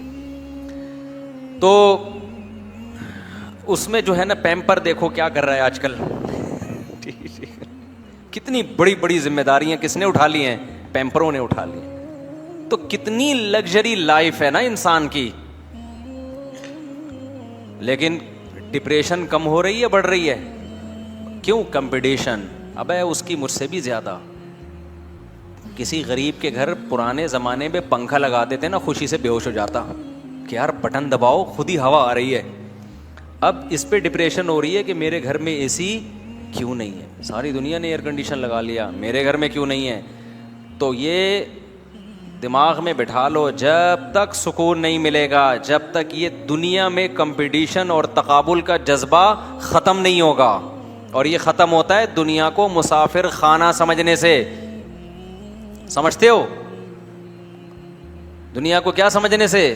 مسافر. علماء کے پاس اگر پیسہ آتا بھی ہے تو لوگ ان کے نا پیسے کو دیکھتے ہیں, یہ یوں کر رہے ہیں یوں کر رہے ہو. بھائی جب نہیں تھا تو کوئی ٹینشن نہیں تھی, کیونکہ کمپٹیشن نہیں ہے, کوئی ان کے دماغ میں تقابل نہیں ہے کہ ہم نے پیسے میں اس سے آگے بڑھنا ہے, اس سے سکون ہے. جب نہیں ہوتا تو نہیں ہوتا, ہوتا ہے تو بھی وہ ٹینشن نہیں ہوتی جو عام لوگوں کو ہو رہی ہوتی ہے کہ بھائی جا بھی سکتا ہے. اللہ تعالیٰ سب کی حفاظت کرے. لیکن یہ جو کمپٹیشن کا جو دماغ میں کھوپڑی میں گھس گیا ہے نا, اس کو کھوپڑی سے کیا کرو, نکالو. اس کے بغیر زندگی میں سکون کے علاوہ سب کچھ ملے گا, سکون کے علاوہ سب کچھ. اس کو نکال دو. بات چل پڑی ہے تو میں کمپلیٹلی اسی پر بات کروں ذرا. نبی صلی اللہ علیہ وسلم نے فرمایا کہ دین میں نا اپنے سے اوپر کو دیکھو اور دنیا میں اپنے سے کمتر کو دیکھو. آپ کے گھر اگر پنکھا ہے, آپ اس کو دیکھیں جس کے گھر پنکھا بھی نہیں ہے. ایک تو بڑا مسئلہ یہ ہے کہ انسان کے پاس تھوڑا سا پیسہ آتا ہے نا تو اپنے سے زیادہ مالداروں میں جا کے رہنا شروع کر دیتا ہے. وہ تھوڑا سا پیسہ آیا تو لیونگ اسٹینڈرڈ اپنی اوقات سے زیادہ اونچا, اس کے بعد پھر وہاں جا کے پھر وہی ٹینشن, ابے یار اس کے پاس تو روزانہ گاڑی بدلتا ہے, میں تو 10 سال سے ایک ہی گاڑی لے کے گھوم رہا ہوں. اچھا, مالداروں کے ساتھ ایک بڑا ایشو پتہ ہے کیا ہے؟ کیونکہ انسان کی نیچر ہے کہ وہ عزت تلاش کرتا ہے. اب مالدار کے پاس جب پیسہ آتا ہے نا تو اس کو عزت مال میں نظر آتی ہے, کیونکہ جب دوست احباب آپس میں بات کرتے ہیں, ابے تو کیا خرید رہا ہے, ابے میں نے یہ اتنے کی گھڑی خریدی, میں نے یہ اتنے کا موبائل خریدا, میں نے اتنے کا پلاٹ خریدا, میں یہ تو عزت کا معیار کیا بن جاتا ہے؟ دولت. اب آپ کی عزت ہی دولت کی وجہ سے ہو رہی ہے تو آپ دولت پہ کمپرومائز نہیں کرو گے. پھر یار پیسہ نہ جائے بھائی, میری عزت کی کیا ہو جائے گی, ایسی کی تیسی. یہ چیز ہے جو دولت مند کو ڈپریشن میں لے کے جاتی ہے. اس کی تو عزت ہی کس بیس پہ ہو رہی ہے؟ دیکھو اس کی مثال دیتا ہوں, اس سے بات سمجھاتا ہوں, پھر اس کا علاج بھی بتاؤں گا. میں نے بہت زیادہ دولت مندوں میں یہ ڈپریشن دیکھی ہے. بعض دولت مند تو ایسے دیکھے اوپر سے مجھے کھسکے ہوئے لگے, وہ کہ کھسک گئے ہیں, بھی صحیح نہیں رہے. وہ اتنا پیسہ آ گیا, اوپر کی سیٹنگ کیا ہو گئی, مجھے 2-3 دفعہ خیال ہوا کہ اسکرو پانا لے کے تھوڑی سیٹنگ کیا کرنی پڑے گی, ٹائٹ کرنی پڑے گی. کیونکہ مجھے ڈر ہوا کہ یہ تھوڑا عرصے میں بالکل ہی آؤٹ, کیونکہ ایک دفعہ دماغ گھومتا ہے نا تو اگر فوراً سیٹنگ پہ نہ آئے, بے بھائی مجھے ایک بات بتاؤ, گاڑی میں تھوڑا سا کام نکل آئے, فوراً ٹھیک کرا لو گے تو چلتی رہے گی 100 سال بھی, نہیں ٹھیک کراؤ گے تو تھوڑا اور ایک وقت آئے گا کہ میکینک بولے گا بھائی اس کو کباڑ والے کو بیچ دے, اب یہ ریپیئرنگ کے قابل نہیں. تو بعض لوگ کی کھوپڑی آؤٹ ہوئی, اتنے آؤٹ ہو گئے ہیں کہ اب کھول کے دوبارہ ان کو جوڑنا پڑے گا, وہ ریپیئرنگ کے قابل. ایسے لوگ میرے پاس آتے ہیں, میں بتاتا ہوں کہ بھائی اب یہ ریپیئر نہیں ہو سکتا بندہ, یہ کھول کے دوبارہ کیا ہوگا, دوبارہ جوڑے گا. اب ہم تو جوڑ نہیں سکتے, اب فرشتے ہی جوڑیں گے اس کو, یعنی اس کو دوبارہ سے پیدا ہونا پڑے گا. ایسے بھی ہو جاتا ہے, کسی وجہ سے ہو نا, دماغ میں چوٹ لگنے سے ہو گیا, سمجھ میں بھی آتا ہے یار, آپ سمجھ رہے میں مذاق کر رہا ہوں. دیکھو دماغ میں چوٹ لگی, پاگل ہو گیا, بات سمجھ میں آتی ہے. کوئی بہت بڑا غم آیا اس کی زندگی میں, اللہ نہ کرے, خاندان لٹ گیا, پاگل ہو گیا, سمجھ میں آتا ہے نا, بیٹھے بیٹھے پاگل ہو گیا یار, پیسہ آ رہا ہے تو پاگل ہو گیا, خواہشات ساری پوری ہو رہی ہیں, پاگل ہو گیا. ذرا ذرا سی بات پہ کیا ہو رہا ہے, انہیں خوشیوں کی وجہ سے بھی پاگل ہو رہا ہے, یا معمولی سی ٹینشن سے پاگل ہو رہا ہے, تو یہ بہت بڑا ایشو ہے کہ نہیں ہے. تو پھر وہ جب میں دیکھتا ہوں نا اس طرح کے لوگوں کو جو بات چیت, تو مجھے اندازہ ہوتا ہے کہ میں لوگوں سے کہتا ہوں کہ یار اپنے دوستوں سے کہ بھائی یہ بندہ اب ریپیئرنگ کے سے ٹھیک ہونے والا نہیں, اللہ ہی ٹھیک کر دے تو الگ بات ہے. اب یہ کمپنی میں جائے گا, پورا کھلے گا, دوبارہ سے کیا ہوگا, جڑے گا, اس کے بعد یہ سیٹ ہو سکتا ہے. دین اللہ کی بہت بڑی نعمت ہے, سمجھتے ہو. تو وہ مسئلہ کیا ہوتا ہے ایسے لوگوں کے ساتھ کہ جو چیز عزت کا ذریعہ تھی اس کے جب چھننے کا خطرہ ہوتا ہے نا, تو انسان کس میں جاتا ہے, ٹینشن. اب آپ مجھے بتاؤ, آپ کے پاس ایسے کیسز آئے ہیں نا کہ ایک کھلاڑی تھا, ترقی کرتے کرتے کہاں تک پہنچا, سلیکشن نہیں ہوئی. ایسے کرکٹ کے کھلاڑی ہیں, فٹ بال کے کھلاڑی ہیں, ہمارے جاننے والوں میں بھی, بڑی محنت کرتے کرتے کرتے کرتے ایک مقام پر گئے, قومی ٹیم میں سلیکشن نہیں ہوئی, ڈپریشن سے پاگل ہو گئے. کیوں؟ ان کو لگا کہ یار جو چیز ہماری عزت کا ذریعہ تھی اب وہی نہیں رہا ہمارے پاس, تو اب ہمارے پاس تو کوئی اور ذریعہ ہے ہی نہیں. یہ جو ہمیں کھلاڑی کامیاب نظر آتے ہیں نا, یہ لاکھوں میں 11 ہوتے ہیں ٹوٹل. میرا خیال ہے 13 کھلاڑی ہوتے ہیں نا, 2 اسپیئر میں بھی کچھ گھٹنا شٹنا دائیں بائیں ہو گیا, کوئی پار پاٹ 15-16 ہوتے ہیں نا. تو یہ جو ہمیں نظر آ رہے ہوتے ہیں نا 15-16 کے کامیاب ترین لوگ, یہ 15-16 ہزار ناکاموں میں سے 15-16 کامیاب نکلے ہوئے ہوتے ہیں. اس لیے میں بار بار کہتا ہوں کھیل کود کو کبھی بھی اپنا اوڑھنا بچھونا مت بناؤ, کیونکہ ہم نے زندگیاں برباد ہوتے ہوئے دیکھی ہیں. لڑکا جو ہے نا کرکٹ میں لگا رہا, پریکٹس کرتا رہا, پڑھائی میں نہیں ہے, وہ میں بڑا کھلاڑی بنوں گا, فٹ بال میں لگا رہا, دن رات ایک کر دیا, سلیکشن نہیں ہوا قومی ٹیم میں. اب زندگی کھپا دی فٹ بال میں اور کرکٹ میں, نہ ڈاکٹر بن سکے, نہ انجینئر بن سکے, نہ تاجر بن سکے, اب رکشا چلا رہے ہیں. نہیں آ رہی بات سمجھ میں, آ رہی ہے سمجھ میں؟ اب کیا چلا رہے ہیں, رکشا چلانا کوئی بری بات نہیں ہے, لیکن وہ ڈپریشن میں جاتے ہیں رکشے سے کہ ہم نے سوچا ہوا کیا تھا, آ کہاں گئے, رکشے پہ آ گئے. تو یہ چیز, اب دولت مند جو ہے نا اس کی عزت کس بیس پہ ہو رہی ہے, بولو, دولت, پیسہ. جہاں بیٹھے گا بھائی پیسہ بہت ہے میرے پاس, پیسہ اپنا دکھائے گا بھی. بعض دفعہ پیسہ کسی کاروباری ضرورت سے بھی دکھانا پڑتا ہے, وہ ایک الگ بات ہے. ہمارے ایک دوست ہیں, بڑا اللہ نے پیسہ دیا, انہوں نے اپنے پاس آئی فون رکھا ہوا ہے بغیر کور کے, سب سے لیٹسٹ. میں نے کہا بھائی بغیر کور کے آئی فون کیوں ہے, کہہ رہے ہیں بھرم ہے, گر گیا تو ٹوٹنے کا ہمیں غم نہیں. میں نے کہا یار یہ کون سے بھرم ہے, کہہ رہے ہیں بھائی ہمارے پاس جب کوئی پارٹی آتی ہے نا ڈیلنگ کے لیے, تو سیاست میں اس کو اپنی دولت دکھانی پڑتی ہے, ورنہ بڑے بڑے سودوں کی ڈیلنگ ہوتی ہے. یہ بھرم ایک الگ رخ ہے. جیسے میں نے کہا نا کہ بد اخلاقی بری چیز ہے, بھرم میں آدمی بڑی بڑی دھمکیاں دیتا ہے. میں نے ایک پورا جمعے کا بیان اس پہ کیا تھا کہ غصے میں یہ کہنا کہ بیگم میری کھوپڑی گھوم جاتی ہے غصے میں, تو یہ آپ کے پاگل ہونے کی علامت ہے. عقل مند آدمی کی غصے میں کھوپڑی نہیں گھومتی, غصے میں ہی تو آزمائش ہے کہ کھوپڑی اپنی جگہ پہ ہے کہ گھوم رہی ہے. کیا خیال ہے؟ ابے بھائی جو لڑکے عام طور پہ کہتے ہیں نا, ابے تیرے بھائی کی کھوپڑی تجھے پتہ ہے غصے میں تو گھوم جاتی ہے, ابے تیرا بھائی کو جب غصہ آتا ہے, تو اصل میں وہ بتا رہا ہوتا ہے کہ میں گدھا ہوں. وہ کیا بتا رہا ہوتا ہے کہ میں کیا ہوں. یہ کوئی کمال نہیں ہے کہ غصے میں تمہاری کھوپڑی گھوم جاتی ہے. اصل میں تو کھوپڑی کے صحیح استعمال کا ٹائم ہی کیا ہے؟ غصہ. کہ اس وقت کتنا کنٹرول ہوتے ہو تم. نارمل حالت میں تو ہر آدمی کی کھوپڑی سیٹ رہتی ہے. جو پاگل قسم کے لوگ ہوتے ہیں غصے میں کھوپڑیاں گھومتی ہیں, پھر اوٹ پٹانگ قتل کر دیتے ہیں, طلاقیں دے دیتے ہیں, سر پھوڑ دیتے ہیں, گالیاں دینا شروع کر دیتے ہیں. اصل کمال کیا ہے؟ غصے میں آپ کیا ہو؟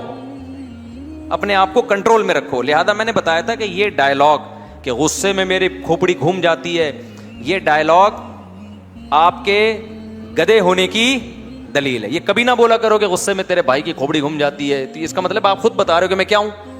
میں انسان نہیں, میں گدھا ہوں. جانور میں انسان میں یہی تو فرق ہوتا ہے. بیل کو دیکھا ہے, بھینسے کو جب غصہ آتا ہے اس کو کھوپڑی صحیح رہتی ہے, گھومتی ہے, گھوم جاتی. تو آپ بھی بیل ہیں, اس کے کٹے ہیں آپ بھی. لیکن میں نے یہ بھی بیان میں بتایا تھا کہ سیاستاً کبھی یہ کہنا پڑتا ہے بھرم کے لیے کہ غصے میں میری کھوپڑی, یہ روب کے لیے. مثال کے طور پر آپ کی شادی ہوئی, آپ بیگم کو روب میں لینا چاہ رہے ہو, آپ نے بیگم کو بتا دیا کہ بیگم ایک بات یہ میں تمہیں کان کھول کے سن لو کہ مجھے جتنا بھی غصہ ہے میں رہتا نارملی ہوں. تو جو خاندانی عورت ہوگی وہ کہے گی ماشاءاللہ اتنا اچھا ہے. جو غیر خاندانی ہوگی وہ کہے گی میرے کو بڑا بہترین قسم کا بیوقوف آدمی مل گیا. اس کے ساتھ جو بھی کر لو غصے میں ہمیشہ یہ کیا رہے گا؟ ٹھنڈا رہے گا. تو جو غیر خاندانی ہوگی وہ تو پھر وہ کچھ کرے گی آپ کے ساتھ. تو ایسے موقع پہ غیر خاندانی, ہر عورت ایسی نہیں ہوتی, تو غیر خاندانی کو آپ بھرم میں لینے کے لیے, روب ڈالنے کے لیے آپ کیا کہیں گے؟ بیگم یہ کام نہ کرنا, کیونکہ اگر تم نے یہ کام کیا اور مجھے آ گیا غصہ تو اللہ سے پہلے کہو اللہ اوپر اوپر سے کہہ رہا ہوں میں ایسا ہوں نہیں, کیونکہ اللہ کو بہت غصہ آئے گا اس جملے سے کہ میں نے تو تجھے یہ کہا ہے کہ غصے میں کنٹرول کر. والکاظمین الغیظ, اللہ کہتے ہیں نیک لوگ غصے میں اپنے آپ کو کیا کرتے ہیں؟ کنٹرول. ان کی کھوپڑیاں گھومتی نہیں ہیں. تو پہلے اللہ کو الگ سے بتا دو, اے اللہ میں بیگم کو کنٹرول میں لینے کے لیے اوپر اوپر سے ایک جملہ کہوں گا, دل میں میرے نیت نہیں ہو. تو کیونکہ اگر میں نے یہ کہہ دیا بیگم کے سامنے کہ غصے میں بھی میری کھوپڑی کنٹرول میں رہتی ہے, تو کھوپڑی تو کنٹرول میں رہے گی, بیگم کنٹرول میں بولو نہیں رہے گی. رپورٹ ہے یہ, بیگم کنٹرول میں نہیں رہے گی. خاندانی عورت تو رہے گی, اس کو تو ضرورت ہی نہیں ہے نا. ہر عورت تھوڑی, جیسے ہر آدمی ٹھیک ایک خاندانی نہیں ہوتا, تو ہر عورت کون سا ہوتی ہے؟ اچھی بری ہر طرح کی ہوتی ہیں. جو عزت دار عورت ہے نا اس کو آپ رسپیکٹ دیں گے, بیگم آئیے بیٹھیے, وہ اس کو اتنی قدر کرے گی ایسا اچھا میاں مل گیا. اور جو 2 نمبر خاندان سے آئی ہوگی نا اس کو آپ عزت دیں گے, وہ کہے گی بہترین بندہ ملا ہے, ٹھیک ہے نا, الو بنانے کے لیے. خیر اب ایسا نہ ہو اپنے بیگموں سے شبہ کرنا شروع کر دو. تو اوپر اوپر سے آپ کہیں گے بیگم میں غصے میں میری کھوپڑی کنٹرول میں نہیں رہتی, یہ بھرم کے لیے. تو ایسے ہی بعض جملے متکبرانہ ہوتے ہیں, بعض طریقے متکبرانہ ہوتے ہیں, لیکن وہ سیاسی بھرم یا اور کوئی مصلحت کے لیے وہ اوپر اوپر سے ایکٹنگ کرنی پڑتی ہے, وہ ایکٹنگ کرنی پڑتی ہے.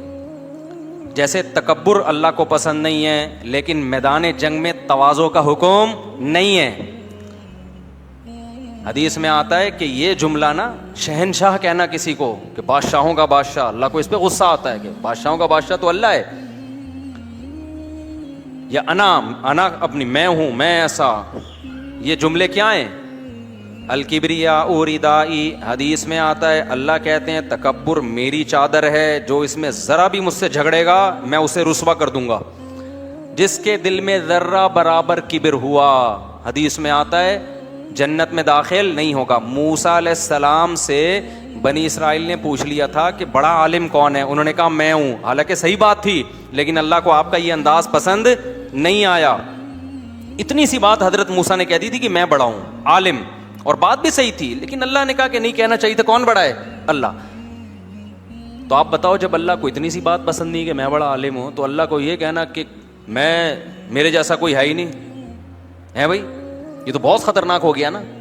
لیکن میدان جہاد میں حکم ہے متکبرانہ جملے بولو دشمن کے سامنے, جھوٹ بھی بولو, سفید بال ہیں کالے کر کے جاؤ, بڑھاپا چھپاؤ.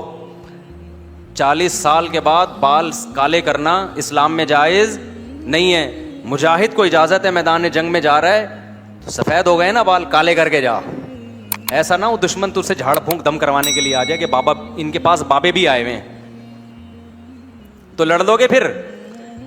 اسلام دین فطرت ہے نا, ہر چیز کو ایک موقع دیا ہے نا, کہ ایک موقع کی ایک چیز ہے نا. سارے سفید سفید بال والے آرمی کے چیف آئے تھے وہ جامعۃ الرشید, تو چیف نہیں تھے وہ, کیا تھے, D J I S P R. تو کسی نے کہا ان کے بال کالے ہیں یہ انہوں نے کالا کولا لگایا ہوا ہے. اب پتہ نہیں لگایا ہوا تھا کہ یہ اوریجنل تھے, واللہ عالم. تو ہمارے استاذ نے کہا بھائی آرمی کا جو اتنا بڑا آفیسر ہو اس کو تو شریعت میں اجازت ہے بال کالے کرنے کی, تاکہ دشمن ملک جب دیکھیں تو بولیں یار ان کے فوجی کیا ہیں, ان پہ روب بیٹھے.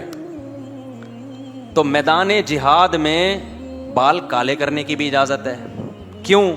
دشمن, حالانکہ یہ بھی ایک طرح کا جھوٹ ہو گیا نا بھائی, بال کالے کرو گے تو جو آپ کی حقیقی ایج ہے آپ دشمن کو دھوکہ دے رہے ہو, آپ اس سے کم عمر لگو گے, ایسا ہی ہے نا, جوان لگو گے. تو اسلام کہتا ہے لگو بھائی وہاں جا کے جوان, لیکن آپ کو حق پرستی کا آپ پہ بہت غلبہ تھا, تقویٰ بہت تھا آپ میں, آپ گئے, آپ نے کہا جھوٹ نہیں بولنا, جتنے سفید ہیں پورے پورے نظر آئیں.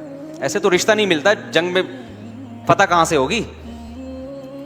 ابے آج کل جو لونڈے لپاڑے رشتے لینے جا رہے ہیں نا, پورے کالے کولے سے نہا کے جاتے ہیں. میں بتا دوں آپ کو, لڑکی والوں کو میں ہوشیار کر رہا ہوں, کیونکہ صحیح ٹائم پہ شادیاں نہیں ہو رہی ہیں, اور جب صحیح ٹائم پہ شادی نہیں ہوتی تو بڑھاپا جلدی آتا ہے. اور ڈاکٹروں نے بھی ماشاءاللہ ہینڈ پریکٹس میں لگا دیا ہے تاکہ اور بیڑا غرق ہو جائے صحتوں کا. اس پہ بھی میں کسی وقت بات کروں گا انشاءاللہ. یہ ڈاکٹر لوگ بہت پروموٹ کر رہے ہیں اس کو, کل یہ رجوع کر لیں گے, صحتوں کا بیڑا غرق کر دیں گے. میڈیکل سائنس کوئی ایسا آخری حتمی نہیں ہے کہ تحقیق ایسی کمپلیٹ ہو چکی ہے کہ اب اس کے بعد مزید تحقیق نہیں ہو سکتی. کتنی چیزیں ہیں میڈیکل سائنس کی, 15 سال پہلے تحقیق کچھ اور تھی, 15 سال کے بعد وہ کیا ہو گئی, چینج. تو اب یہ ڈاکٹر جو آج کل لڑکوں کو, بعض ڈاکٹروں نے لگا دی ہے کہ 100 دفعہ کرو کوئی صحت خراب نہیں ہوتی. ایسا بالکل بھی نہیں ہے. پھر میں اس پہ بعد میں آؤں گا, ابھی بات کروں گا اس پہ, پہلے ہمارا ٹاپک کمپلیٹ ہو جائے گی. یہ ٹاپک مجھے ممبر پہ چھیڑنے کی کا شوق نہیں ہے, لیکن ڈاکٹر بھی نہ چھیڑے نا, وہ یوٹیوب پہ پروموٹ کر رہے ہیں بھائی تھوک پھینکو, 100 دفعہ پھینکو کچھ نہیں ہوتا. تو ایسے ہی وہ اپنی خواہش 100 دفعہ پوری کر لو, ہاتھ سے کچھ نہیں ہوتا. زمین آسمان کا فرق ہے تھوک میں اور میرے بھائی. اور جو چیز اللہ نے ایک نیچرل رکھی ہے اس سے آپ جب بھی ہٹو گے تو ڈسٹربنس پیدا ہوگی. یہ ہو نہیں سکتا نیچر سے لڑو اور نیچر آپ کو انتقام نہ لے آپ سے. کل ڈاکٹروں کی تحقیق بدل جائے گی, اور بہت سے ڈاکٹر ابھی بھی اس کے خلاف ہیں. یہ میں اس لیے کہہ رہا ہوں کہ کوئی ڈاکٹر میرے بیان پہ اعتراض کر سکتا ہے کہ مفتی صاحب شریعت کی بات کرو نا, میڈیکل سائنس میں ٹانگ کیوں اڑا رہے ہو. تو میں اس لیے بتا رہا ہوں کہ میں میڈیکل سائنس میں جو ٹانگ اڑا رہا ہوں تو بہت سے ڈاکٹر ہی اس کے خلاف ہے, اس لیے میں ان کا ریفرنس دے رہا ہوں. اور ویسے کھوپڑی بھی کوئی چیز ہوتی ہے نا, نیچر کے خلاف آپ چلو گے تو کیسے آپ صحت کیسے ٹھیک ہو سکتی ہے. خیر الگ ٹاپک ہے یہ, ابھی میں اس کو جلدی سے پہلے والے کو مکمل کروں. تو بات کیا چل رہی تھی, ہاں کالے بال. تو میدان جنگ میں لڑنے کے لیے حکم کیا ہے, بال کالے کرو. تکبر اللہ کو پسند نہیں ہے, میدان جنگ میں ہے تکبر والی باتیں کرو دشمن کے سامنے. ایک صحابی تھے غزوہ احد میں نا, سر پہ پٹی باندھ کے سینہ اکڑا کے چلے اور کہا کہ کوئی سخت بڑے الفاظ کہے, انہوں نے اس وقت میرے ذہن میں نہیں, وہ پوری ورڈنگ نہیں آ رہی ان کی. تو آپ صلی اللہ علیہ وسلم نے فرمایا اللہ کو یہ جملہ اور یہ انداز پسند نہیں ہے, لیکن اس موقع پہ اللہ کو یہی انداز پسند ہے. میدان جنگ میں سینہ اکڑ کے اور بولو بھائی کسی ماں نے آج تک ایسا بچہ جنا ہی نہیں ہے جو مجھ سے مقابلہ کر سکے. یہ ہو ہی نہیں سکتا. جتنا ایسا نہیں تھرتھرا رہے کانپتے ہوئے آپ دعوے کر رہے ہو کہ یہ نہیں ہو سکتا. بالکل ایسا کانفیڈنس کہ بھائی یہ پاسبل ہی نہیں ہے یار, ہم سے کون جیت سکتا ہے. اب اس میں بھی لوگ بعض دفعہ نا کمنٹس کر رہے ہوتے ہیں کہ یہ دیکھو بڑی بڑی بڑکیاں مار رہے ہو. تو دشمن کے سامنے جتنا بڑھا چڑھا کے, جتنا نہیں بھی ہے نا 10 سے ضرب دے کے بتاؤ کہ تم کہہ رہے ہو ایک ایٹم بم, ہم نے تو 20-30 اور چھپا کے رکھے ہوئے ہیں, وہ تو ہم نے بتایا نہیں ابھی. ٹھیک ہے نا. تو وہ میں بتا رہا تھا, وہ بڑے مالدار آدمی, وہ ہمارے دوست ہیں, انہوں نے کہا آئی فون رکھا ہوا, کور نہیں. میں نے کہا گر جائے گا, اسکریچ آئیں گے, ٹوٹ جائے گا. انہوں نے کہا بھائی ایک تو آئی فون اتنی جلدی اسکریچ آتا نہیں اس پہ, لیکن انہوں نے کہا یہ بھرم ہے, یہ اسٹائل ہے. مفتی صاحب آپ کو ہمارے بزنس کا نہیں پتا. ہماری جب بزنس مین سے ملاقات ہوتی ہے نا تو بھرم میں ہمیں کچھ دکھانے پڑتے ہیں, ایسے بھرم کہ اتنی نیچ سوچ نہیں ہے ہماری کہ موبائل پہ کور لگائیں اور گر گیا تو کیا ہوگا, ٹوٹ گیا تو نقصان ہوگا, ٹوٹ گیا تو پھینک دیں گے کچرے میں. اس سے یہ ہوتا ہے کہ سامنے والا پھر بات کرتا ہے کہ یار اس سے بڑے بڑے سودے کیے جا سکتے. تو جس کی فیلڈ ہے نا وہ سمجھتا ہے. میں نے اس کو نہیں کہا کہ یہ بھرم غلط ہے اسلام میں, اتنی بات ضرور ہے کہ دل ٹھیک کر لو بھائی, بولو اللہ سے کہ اللہ یہ سوسائٹی میں فی الحال اس ٹائپ کے بھرم چل رہے ہیں مارکیٹ میں, اس لیے کرنے پڑ رہے ہیں. تواضع کی نا میں نے تو بزنس نہیں ہو سکے گا پھر. تو میں نے ان کو کہا بھائی ہمارا تو موبائل ہے, ہم نے تو اس پہ کور لگا کے رکھا ہوا ہے, ہمیں اس بھرم کی ضرورت کیا ہے, کیوں ہم نہیں چاہ رہے کہ بھائی ہمارا موبائل ٹوٹ جائے, بلا وجہ کے پیسے خرچ ہوں گے. تو میں اصل میں ان کے سے بول رہا تھا مجھے کور خریدنا ہے موبائل کا. انہوں نے کہا ہم تو ایسا رکھتے ہیں. ہم نے کہا آپ جیسا مرضی کریں, ہم نے تو کوئی بزنس نہیں, بھرم بازی نا, ہم رشتوں میں بھرم دکھانے پڑتے ہیں, ٹھیک ہے نا. جھوٹ نہیں بولنا, ایسے جھوٹ بولنا جائز نہیں ہے. خیر تو جی نہیں وہ تو ہے نا, یہ تو پہلے موضوع تو کمپلیٹ کروں نا, یہ بہت اہم موضوع ہے. تو خوب سمجھ لو, کیونکہ جب آپ کی وجہ عزت ہی دولت بن جاتی ہے, جو کہ آج کل اکثر لوگوں کی ہے, تو پھر آہستہ آہستہ انسان ڈپریشن میں جانا شروع ہوتا ہے. تو اس لیے کبھی بھی اس چیز کو, دولت کو, شہرت کو, صحت کو وجہ عزت مت بناؤ. ان کو سائڈ پہ رکھو, یوں سمجھو کہ جوتے کی نوک پہ رکھو. نہیں آ رہی بات سمجھ میں؟ دولت کو کس پہ رکھو؟ جوتے کی نوک پہ. لینڈ کروزر ہے جوتے کی نوک پہ ہے, یہ وجہ عزت نہیں ہے آپ کی, نہیں ہونی چاہیے. صحت ہے جوتے کی نوک پہ, سمجھ رہے ہو نا. اور کیا سواری ہے, وہ تو ہو گئی نا لینڈ کروزر سواری, تو روٹی تھوڑی ہوتی ہے وہ. خوراک ہے جوتے کی بولو نوک پہ. کیا مطلب جوتے کی نوک پہ؟ بھائی دنیا مسافر خانہ ہے, کوئی دل لگانے کی چیز ہے یہ کیا؟ جوتے کی نوک پہ ہی ہے نا, یہ چھن جائے گی بھائی تھوڑی دنوں میں. تو دل ہی نہ لگاؤ, نہ اس کو وجہ عزت سمجھو. وجہ عزت کیا ہے؟ اللہ. جانا کس کے پاس ہے بھائی؟ اللہ کے پاس جانا ہے نا. تو دل کس سے لگاؤ؟ اللہ سے لگاؤ. حضرت مصعب ابن عمیر رضی اللہ تعالی عنہ اتنے ارب پتی تھے کہ مکہ میں جب گھر سے, جو دولت مند لوگ ہوتے ہیں نا, خوشبوؤں کا بھی استعمال بہت کرتے ہیں, بڑی مہنگی مہنگی خوشبو. غریب آدمی تو بیچارہ پسینوں میں ہی آتا رہتا ہے نا, تو وہ تو پسینہ ہی بھگاتا رہتا ہے نہا کے. جب آپ کا لیونگ اسٹینڈرڈ بڑھنا شروع ہوتا ہے, بڑھتے بڑھتے ایک وقت, میں تو گیا ہوں نا بڑے بڑے دولت مندوں کو دیکھا, ہر وقت خوشبوؤں کی دھونی. سعودی عرب میں خاص طور پر, یہ عربوں میں خوشبوؤں کا بہت رجحان ہے, اور ایسی ایسی خاندانی خوشبوئیں وہ ہمیں یہاں نظر ہی نہیں آتی. تو کیونکہ یہاں ظاہر ہے اتنا پیسہ نہیں ہے نا لوگوں کے پاس, تو نظر کیسے آئیں گی, ٹھیک ہے نا. تو آپ حضرت مصعب ابن عمیر رضی اللہ تعالیٰ عنہ اتنے مالدار, ریشمی لباس پہنا کرتے تھے, خوبصورت بہت تھے. جب مکہ کی گلیوں میں نکلتے نا تو گلیاں خوشبو سے معطر ہو جاتی تھی, لگتا تھا کوئی رائل فیملی کا بندہ یہاں سے گزر کے گیا ہے. لیکن آپ نے اس دولت کو وجہ عزت نہیں بنایا, کیونکہ آپ کو یہ بات سمجھ میں آ گئی تھی. نبی صلی اللہ علیہ وسلم پہ جب قرآن نازل ہوا کہ بھائی تم سب نے لوٹ کے خدا کے پاس جانا ہے, وہاں نہ درہم ہوگا, نہ دینار ہوگا, نہ دولت کام آئے گی, وہاں تمہاری نیکیاں کام آئیں گی. امن ہوا قانت آناء اللیل ساجدا وقائما یحذر الآخرۃ ویرجو رحمت ربی. اللہ نے فرمایا بھلا وہ شخص جو راتوں کو اللہ کے سامنے اٹھ کے اللہ سے دعائیں مانگتا ہو, آخرت کا خوف کرتا ہو, کیا اس کے برابر وہ شخص ہو سکتا ہے جو یہ سب کچھ نہ کرتا ہو؟ اتنی قرآن کی آیتیں, ہر جگہ عمل عمل عمل. کہیں بھی دولت کی فضائل بیان نہیں کیے گئے قرآن میں کہ دولت کی وجہ سے تم اللہ کی نظر میں بڑے بن جاؤ گے. اگر کسی کے پاس دولت ہے بھی تو وہ صدقہ خیرات کر کے تو بن سکتا ہے, ایک نیک عمل ہے نا, صرف دولت نہیں بنا دے گی اس کو اللہ کی نظر میں بڑا. اتنا زیادہ اس مضمون کو قرآن نے بیان کیا, یہاں تک کہ مشرکین مکہ, ان کا یہ خیال تھا کہ دولت اتنی ویلیویبل چیز ہے کہ نبوت بھی دولت مند کو ملنی چاہیے. تو نبوت ایک مسکین پیغمبر کو کیوں ملی ہے, غریب پیغمبر کو کیوں ملی ہے؟ اتنا ان کے دماغوں میں دولت کا تصور بیٹھ چکا تھا, جو آج بھی یہی ہے. تو قرآن نے کیا کہا؟ اہم یقسمون رحمت ربک, نبوت اللہ کی رحمت ہے, اس کے ٹھیکیدار تم تھوڑی ہو, تو ہم ہیں, ہم جس کو چاہیں گے دیں گے. تو اللہ نے دولت مند کو چھوڑ کر عرب میں جو سب سے غریب اور مسکین تھے نا, ان کو نبوت کے لیے سلیکٹ کیا. یہ ساری چیزیں مصعب ابن عمیر بولو دیکھ رہے تھے کہ اللہ کی نظر میں اصل کیا ہے؟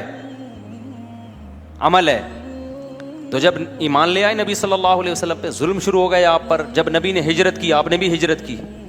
ہجرت کی وجہ سے سارا بزنس کیا ہو گیا؟ ٹھپ، تباہ و برباد ہو گیا.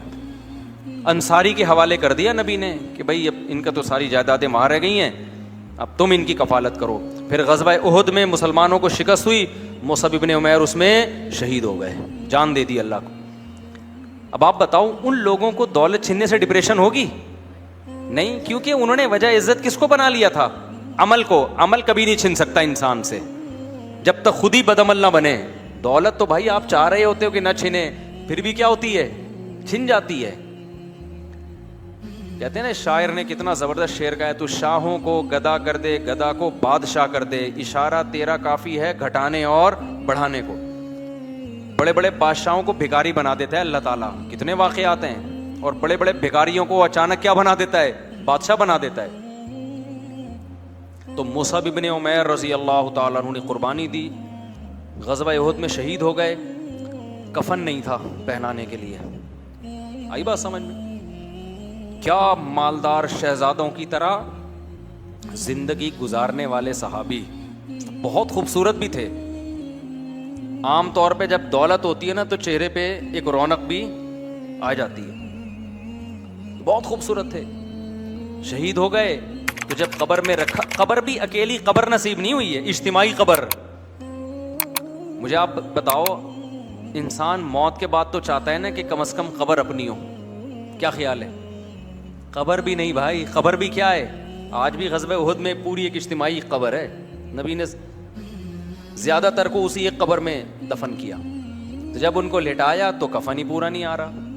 سر ڈھانپتے ہیں تو پاؤں کھل جاتے ہیں، پاؤں ڈھانپتے ہیں تو سر کھل جاتا ہے. یہ غربت کا عالم کہ وہ صحابی رسول جو شہزادوں جیسی زندگی گزارا کرتے تھے، موت کے بعد، شہادت کے بعد کفن میسر نہیں ہے. تو نبی نے حکم دیا بھائی سر پہ کپڑا ڈال دو اور پاؤں پہ گھاس پھوس ڈال دو، گھاس ہی کفن کے طور پہ پہنائی جائے ان کو. اب آپ مجھے ایک بات بتاؤ، اگر مصعب ابن عمیر وہی شاہی زندگی اختیار کیے رکھتے، آج میں ہم ممبر سے حضرت مصعب ابن عمیر کا نام لے رہے ہوتے؟ بولو نا. کچھ بھی نہیں، وہ پیسہ آیا تھا ان کے پاس، خوب عیش و عشرت میں زندگی گزرتی، اس کے بعد دنیا سے چلے جاتے، ختم. اور دولت مند کو موت کا غم غریب سے کئی گنا زیادہ ہوتا ہے. غریب کو پتہ چل جائے نا تجھے کینسر ہو گیا ہے، چلو یار نکلنے کا، خود ہی اللہ میاں نے نکال. میں تو خودکشی کا سوچ رہا تھا، اللہ میاں نے کیا خیال ہے، زیادہ ٹینشن نہیں ہوتی اس کو، چلو یار ثواب ہی ملے گا سوچنے. وہ ایک بڑے بزرگ کا واقعہ، مجھے پرانے واقعات یاد رہ جاتے ہیں، نام یاد نہیں رہتے، کہ وہ ان کی نا اس کی دکان تھی، یہ شیرے نہیں ہوتے حکیموں کے معجون. پہلے یہ علم طب میں مسلمانوں نے بڑی ترقی کی تھی، حکمت میں، تو بڑا کروڑ پتی وہ حکیم تھے. تو ایک بزرگ ان کے پاس گئے اور انہوں نے بولا کہ تمہارا دل تو انہی بوتلوں میں اٹکا ہوا ہے، ان شیروں میں ساری چپکنے والی چیزیں ہیں، تمہاری جان کیسے نکلے گی؟ وہ جان کیسے نکلنے پر پتہ نہیں مجھے لطیفہ کیوں یاد آ جاتا ہے. وہ ایک ماں نے بچی سے پوچھا اپنے، بیٹا جان کیسے نکلتی ہے؟ اسکول میں تمہیں کیا بتایا جان کیسے نکلتی ہے؟ انہوں نے کہا جان کھڑکی سے نکلتی ہے. ماں حیران ہو گئی، کھڑکی سے کیا؟ کہتی جب آپ گھر پہ نہیں ہوتی نا پڑوسن آتی ہے، جب آپ گھر پہ نہیں ہوتی، جیسے ہی آپ بیل بجاتی ہیں ابو کہتے ہیں جان کھڑکی سے نکل جاؤ. تو بچے بڑے ہوشیار ہوتے ہیں، ان سے بچ کے رہا کریں. ٹھیک ہے. تو ان نے بزرگ نے ان حکیم سے کہا، کوئی عطر فروش تھے یا عطار تھے واللہ عالم، ان سے کہا کہ تمہاری جان کیسے نکلے گا؟ جیسے سب کی نکلتی ہے. انہوں نے کہا نہیں بھائی، تمہاری تو ایک ایک بوتل میں قیمتی خمیرے تھے نا، قیمتی اور سارے چپکنے والے دوائیں حکیموں کی ساری معجون اور خمیرے اس ٹائپ کے ہوتے ہیں. انہوں نے کہا تمہاری کیسے نکلے گی؟ انہوں نے کہا میری تو ایسے نکلے گی. لیٹے چادر اوڑھ کے لیٹ گئے. جب انہوں نے چادر ہٹائی تو انتقال کر گئے تھے. یعنی عمل کر کے بتا دیا ہمارے جانے میں کوئی ٹینشن نہیں ہے، ان کا وقت آ گیا ہوگا. تو اللہ نے پھر ان کو توبہ کی توفیق دی. برائیوں میں پڑے ہوئے تھے کہ بھائی یہ تو واقعی ہم تو اس دولت، ہم تو ان بوتلوں میں اٹکے ہوئے ہیں. غریب آدمی میرے بھائی جب مرے گا ایک رکشا اس کو یاد آ رہا ہوگا کہ یہ میرا رکشا تھا, یہ میرے بچے چلائیں گے. اتنا ہے نہیں کہ جائیداد میں ڈیوائڈ ہو سکے, ٹھیک ہے نا, ایک ایک پہیہ بھی نہیں آئے گا.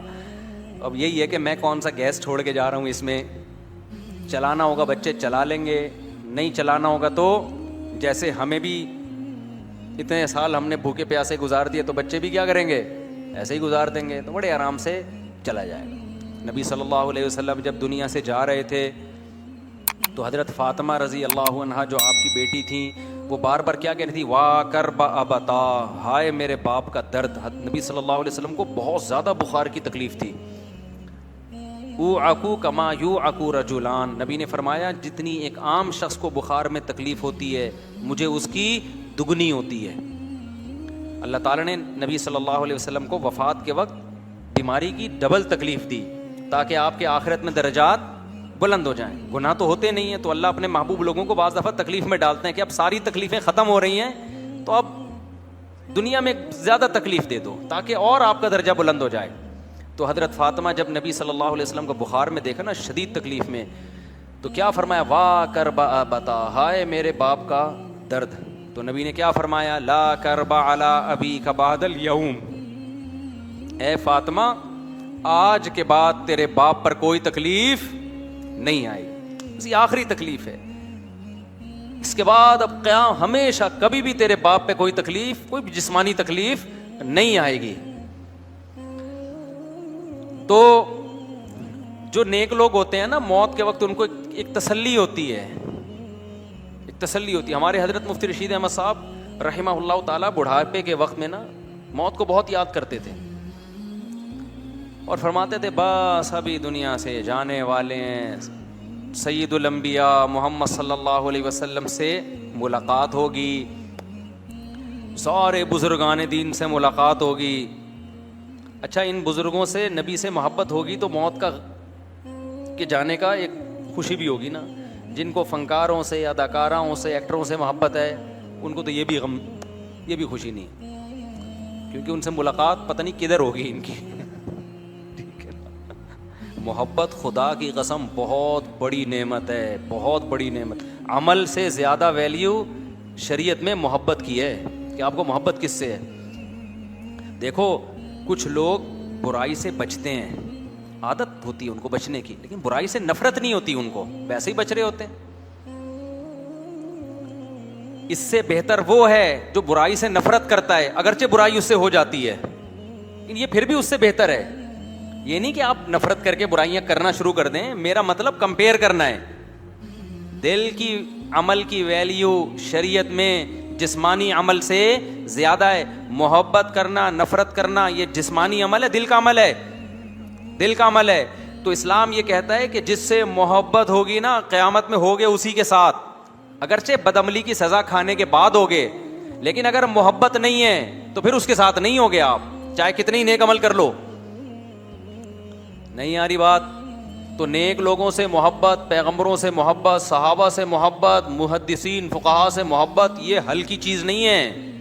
آج ہمارا جو ایک لبرل طبقہ ہے نا اس کا بڑا مسئلہ بدعملی نہیں ہے, اس کو کافر سے محبت مسلمان سے زیادہ ہو گئی ہے. وہ کہتے ہیں یار کاش ہم امریکہ میں پیدا ہو جاتے, یار گوروں والی لائف ہوتی ہے ہماری. اگرچہ وہ جمعہ بھی پڑھتے ہیں, سمجھ رہے ہو, ٹوپی بھی پہنتے ہیں, عید کے دن نہاتے بھی ہیں, عمل کے لحاظ سے مسلمان ہیں, لیکن ان کی سوچ کیا ہے کہ کامیاب کون ہے؟ انگریز کامیاب ہے, محبت اس سے ہے, یہ زیادہ برباد ہے. اور ایک ہے پیدا امریکہ میں ہوا, سارے اسٹائل انگریزوں والے, دل کہتے ہیں کاش میں مکہ مدینہ میں پیدا ہو جاتا یار, کاش میں اسلامی ملک میں پیدا ہو جاتا.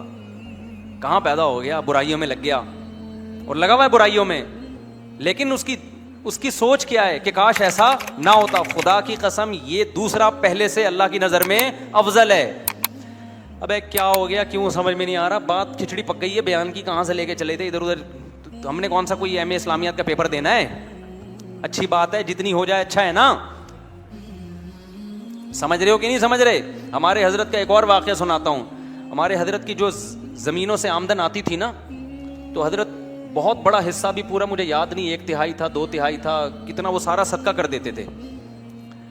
تو ایک دفعہ حضرت کو خیال ہوا کہ میں ایسا کرتا ہوں 2/3 صدقہ کر دیتا ہوں, 1/3 اپنے پاس رکھ لیتا ہوں. یعنی پہلے 1/3 رکھ رہے تھے, پوری مجھے اسپیسیفک کیلکولیشن یاد نہیں ہے. تو کیونکہ ہمارے حضرت کے بہت سارے مریدین ہیں جنہوں نے یہ واقعہ سنا ہوگا, تو وہ میری کریکشن کریں گے کہ بھائی اتنا نہیں, وہ اتنے فیصد تھا. تو بھائی اصل واقعہ مجھے یاد رہ گیا, وہ مقدار یاد نہیں ہے, تو میں پہلے ہی بتا رہا ہوں, وہ مقدار کم زیادہ ہو سکتی ہے. تو حضرت نے ارادہ کیا کہ میں 2/3 کیا کرتا ہوں صدقہ, اور 1/3 اپنے پاس رکھوں گا.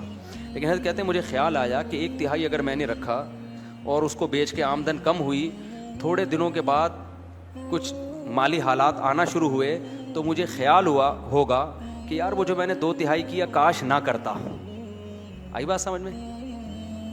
تو نیکی کر کے خوشی کے بجائے دل میں کیا ہوگی؟ ندامت. یہ دل کیا ہو رہا ہے؟ خراب. یہ جو دل ہے نا کہ یار کاش میں یہ نیکی نہ کرتا, یہ زیادہ برائی ہے. فرمایا کم نیکی کر لو, کم صدقہ کر لو. اور کم ہمارے حضرت کا کم ہمارا بہت زیادہ سے زیادہ تھا, وہ تو کم کر لو تاکہ بعد میں یہ ہو کہ کاش زیادہ کر دیتا. نہیں آئی بات؟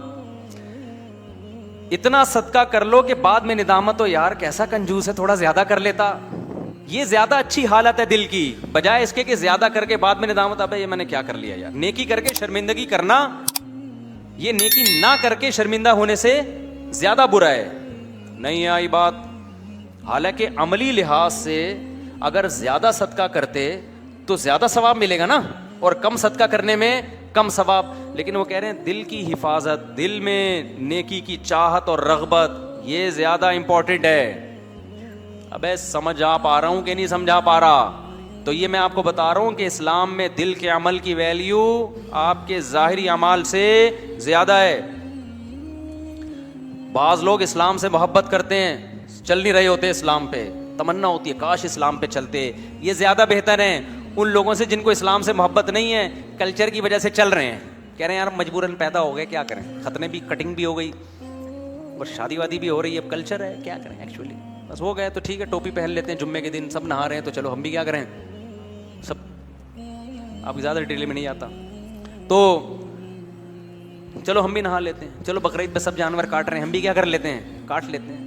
لیکن ہے تو جاپان میں پیدا ہوتا کتنا اچھا تھا یار, کیسی ترقی یار, چاند پہ پہنچے. جاپانی تو نہیں پہنچ رہے, امریکن پہنچ رہے ہیں, رشین پہنچ رہے ہیں, اور ہو سکتا ہے جاپانی بھی پہنچ رہے ہو, لیکن میرے جہاں تک مجھے معلومات ہیں اس میں امریکہ اور رشیا آ گئے ہیں نا.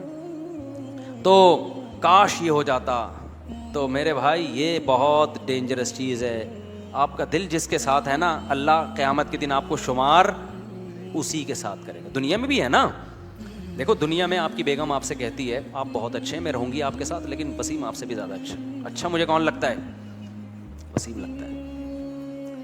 لیکن میں وسیم کو نہ کبھی فون کروں گی, نہ میں وسیم کو کبھی لفٹ کراؤں گی. رہوں گی میں آپ کے ساتھ, وفا میں آپ کے ساتھ کروں گی.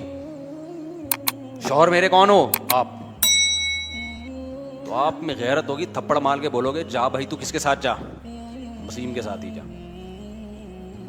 اور دوسری طرف وہ بیوی ہے جو ٹوٹ کے محبت کرتی ہے آپ سے,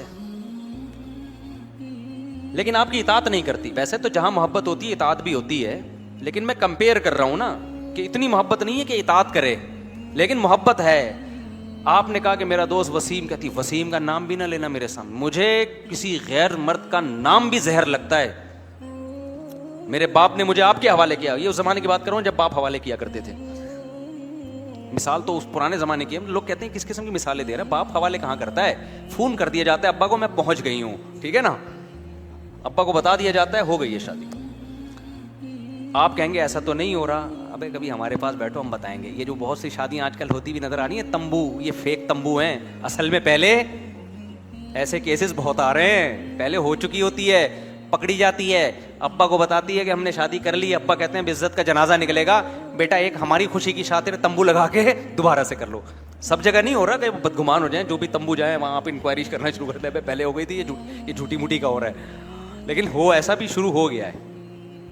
خیر, تو دل کی جو حفاظت ہے وہ عمل سے زیادہ ہے. آپ حج کرنے گئے, خیال آئے یار کدھر آ گئے یار, ٹینشن میں آ گئے یار, نہ آتے اچھا تھا بھائی, دیکھا اللہ معاف فرمائے, ایسے بھی ہوتا ہے بعض. اب آ گئے ہیں تو مجبوری ہے یار, پورا قافلہ آیا ہوا ہے, بھاگ بھی نہیں سکتے یہاں سے. اس سے بہتر ہے نہ آتے اور دل یہاں اٹکا ہوا ہوتا ہے. نہ کرتے حج اور سوچتے کاش میں کہاں چلا جاتا حج میں. سمجھتے ہو کہ نہیں سمجھتے؟ ایک تو نیچرل, ایک تو قدرتی طور پہ تکلیف ہوتی ہے نا حج میں, وہ تکلیف تو ایک فطری ہے, وہ تو اس لیے کہ تاکہ ثواب ملے. کوئی وہاں سوئٹزرلینڈ تھوڑی ہے جو آپ انجوائے کرنے جا رہے ہو, وہ تو نیچرل ہے. لیکن یہ خیالات آنا کاش میں نہ آتا. مجھے یاد ہے بچپن میں میری جب 7-8 سال عمر تھی, شدید گرمیوں کے روزے تھے, تو میرے بڑے بھائی نا مجھے منع کر رہے تھے روزہ نہ رکھو. انور میں ہمارے ریلیٹیو رہتے تھے, اس وقت کراچی کی بسیں بڑی خطرناک تھیں. میرے بھائی منع کر رہے آج روزہ نہ رکھو, میں نے رکھ لیا روزہ. 8 یا 10 سال میری ایج ہوگی. اب روزہ رکھ کے ہم انور میں نا وہ 4K پتہ نہیں 4J ٹائپ کی بس تھی کوئی, وہ نہیں پٹپٹی سی بسیں ہوتی تھیں, بھری ہوئی ہوتی تھیں, اس میں بیٹھ گئے ہم. اب جا رہے ہیں نیول کالونی ہاکسبے روڈ کی طرف. مجھے روزہ لگنا شروع, اور بس میں تو الٹی بھی آتی ہے, عجیب سی طبیعت. 11 بجے کا ٹائم ہے, میں بار بار بولوں کاش میں روزہ نہ رکھتا, کاش میں روزہ. میرے بڑے بھائی نے ایک دفعہ برداشت کر لیا, میں نے کہا کاش یار آج میں روزہ نہ رکھتا. بھائی صاحب نے برداشت کر لیا, بچہ ہے بھائی. دوسری دفعہ پھر میں نے کاش یار میں روزہ نہ رکھتا. مجھے یہ واقعہ یاد رہ گیا. ہو سکتا ہے میرے بڑے بھائی صاحب کو یاد نہ ہو. اب میں کھڑکی کے پہ بیٹھا ہوا ہوں سیٹ پہ, بھائی صاحب نے میرا خیال کیا اس کا روزہ ہے, بچہ ہے, تو اس کو کھڑکی والی نا تاکہ ہوا آتی رہے. یہ بہت بڑی نعمت ہے کراچی کی بسوں میں, ہوا کا وینٹیلیشن کا کوئی انتظام ہو. اچھا اس میں بھی آتی ہے, ادھر سے نکلتی کہیں سے بھی نہیں ہے بس میں. تو پھر تھوڑی تیسری دفعہ میں نے کہا کاش, انہوں نے کہا چپ کرو, ایسے ڈانٹ لگائی. بولے یا تو رکھتے ہی نہیں, اب رکھ لیا تو ثواب کیوں ضائع کر رہے ہو بھائی اپنا بیٹھ کے, یا تو رکھتے ہی نہیں اور رکھ لیا ہے تو پھر بار بار کاش میں. یہ تو اس سے تو نہ روزہ ملے گا نہ ٹینشن ہی ٹینشن ہے, ثواب بھی نہیں ملے گا. تو وہ واقعہ مجھے یاد رہ گیا کہ بھائی واقعی جب آپ نے رکھ لیا ہے تو یہ کہنا کہ کاش میں نہ رکھتا, اس سے بہتر واقعی یہ کہ نہ رکھتے اور سوچ ہوتی کاش میں رکھ لیتا. کیونکہ مجھے فرض تو نہیں تھے نا, فرض روزے میں آپ کے پاس آپشن نہیں ہے کاش میں نہ رکھتا یا رکھتے, تمہارے باپ کو بھی رکھنا پڑے گا, وہ تو فرض نفل کی بات, میرے لیے تو نفل تھا وہ. تو حقیقت میں بات بالکل ٹھیک ہے کہ وہ عبادت جسے کرنے کے بعد ندامت ہو کہ کاش میں نہ کرتا, اس سے بہتر ہے عبادت نہ کرتے اور تمنا ہوتی کہ کاش ہم کر لیتے. تو یہ بات آئی کہاں سے جو اصل چل رہی تھی, جو میں نے ٹرن مارا ہے, میں آپ کو بھی ہمارے جیسے ہی ہو گئے, جو میں اصل بات لے کے چلا تھا نا. کیا حضرت مفتی رشید احمد صاحب کا جو واقعہ میں سنا رہا تھا نا, اسی پہ سنا رہا تھا کہ وہ صدقہ.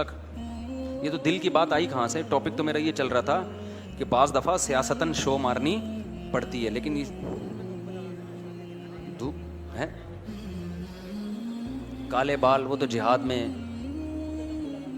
جھوٹ موٹ کا تمبو. ابے نہیں یار, وہ سارا ٹاپک یہ کمپٹیشن. اصل بات یہ چل رہی تھی کہ کمپٹیشن کی وجہ سے لوگ ٹینشن میں جاتے ہیں. ہاں حضرت مصعب بن عمیر کا واقعہ سنا رہا تھا کہ آپ نے کرنا کیا ہے کہ اپنا ہدف پیسے کو بنانا نہیں ہے, جوتے کی نوک پہ رکھنا ہے. مسافر خانہ ہے بھائی, دنیا کیا ہے, مسافر خانہ ہے. جوتے کی نوک پہ رکھو, کماؤ پیسہ, کس نے منع کیا ہے, رکھو کہاں اس کو, جوتے کی نوک پہ ہے. ٹھیک ہے, ہاں میں بتا رہا تھا کہ جان نکلنے کا نا, کہ دولت مند جو ہے نا, دولت مند, اس کا دل کہاں اٹکا ہوا ہوتا ہے.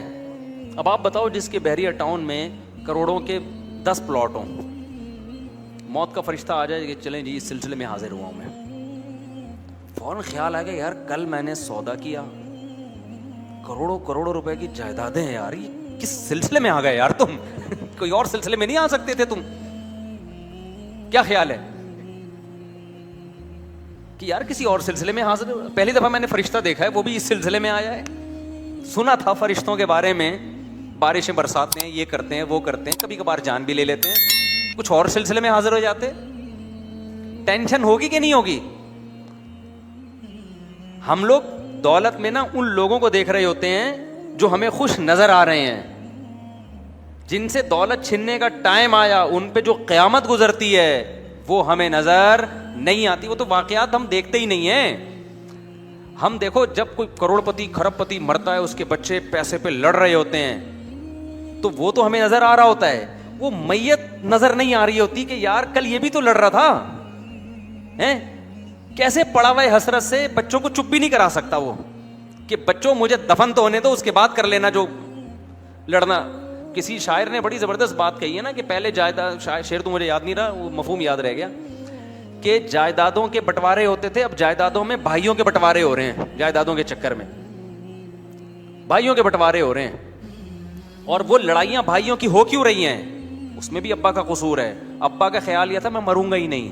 ایسی کنفیوژن فائلوں کی، پلاٹوں کی پیدا کر کے گئے نا، بچوں کو پتہ ہی نہیں کون سا کس کا ہے.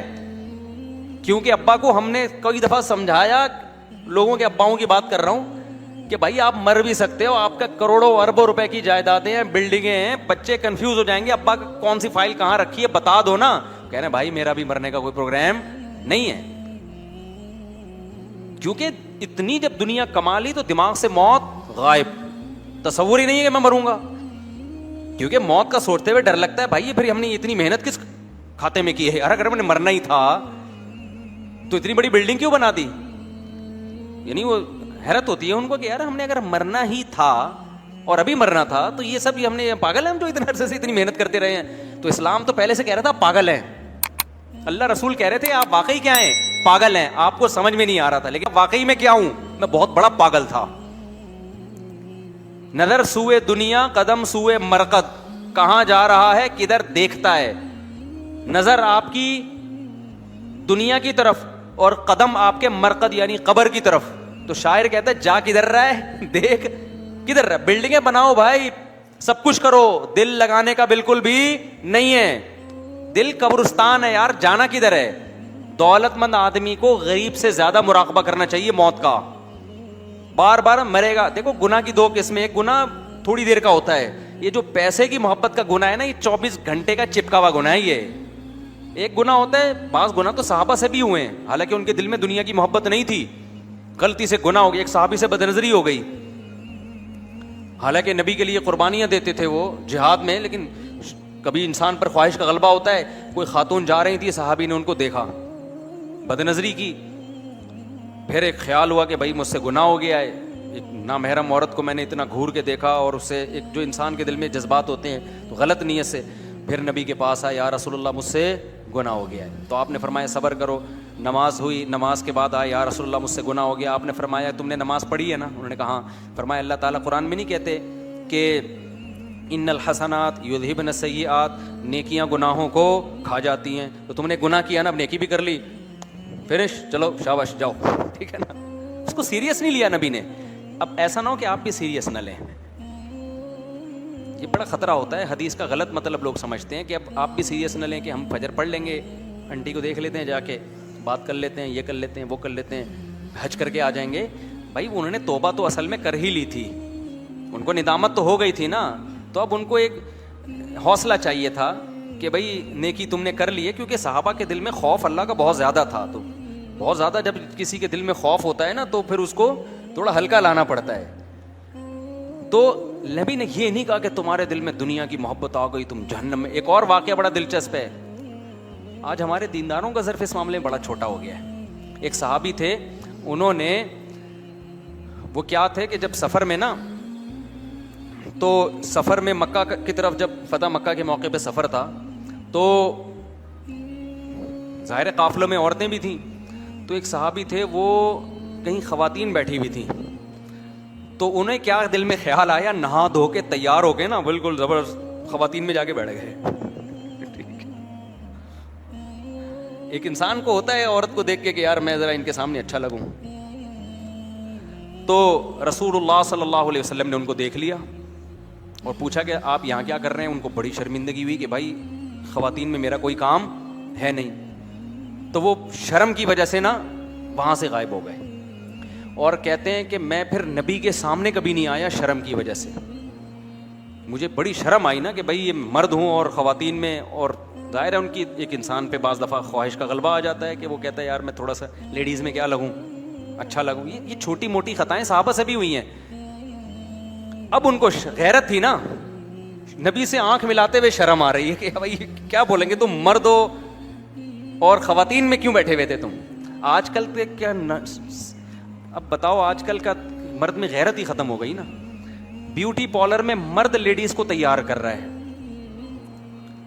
اور پھر یوٹیوب پہ اپنی ویڈیوز بھی ڈال رہے ہیں. یار آپ کے دوست نہیں کچھ آپ کو کہتے ہیں تو کیا کام کر رہا ہے یار, تو کچھ اور کر لے بھائی, کچھ اور کام کر لے.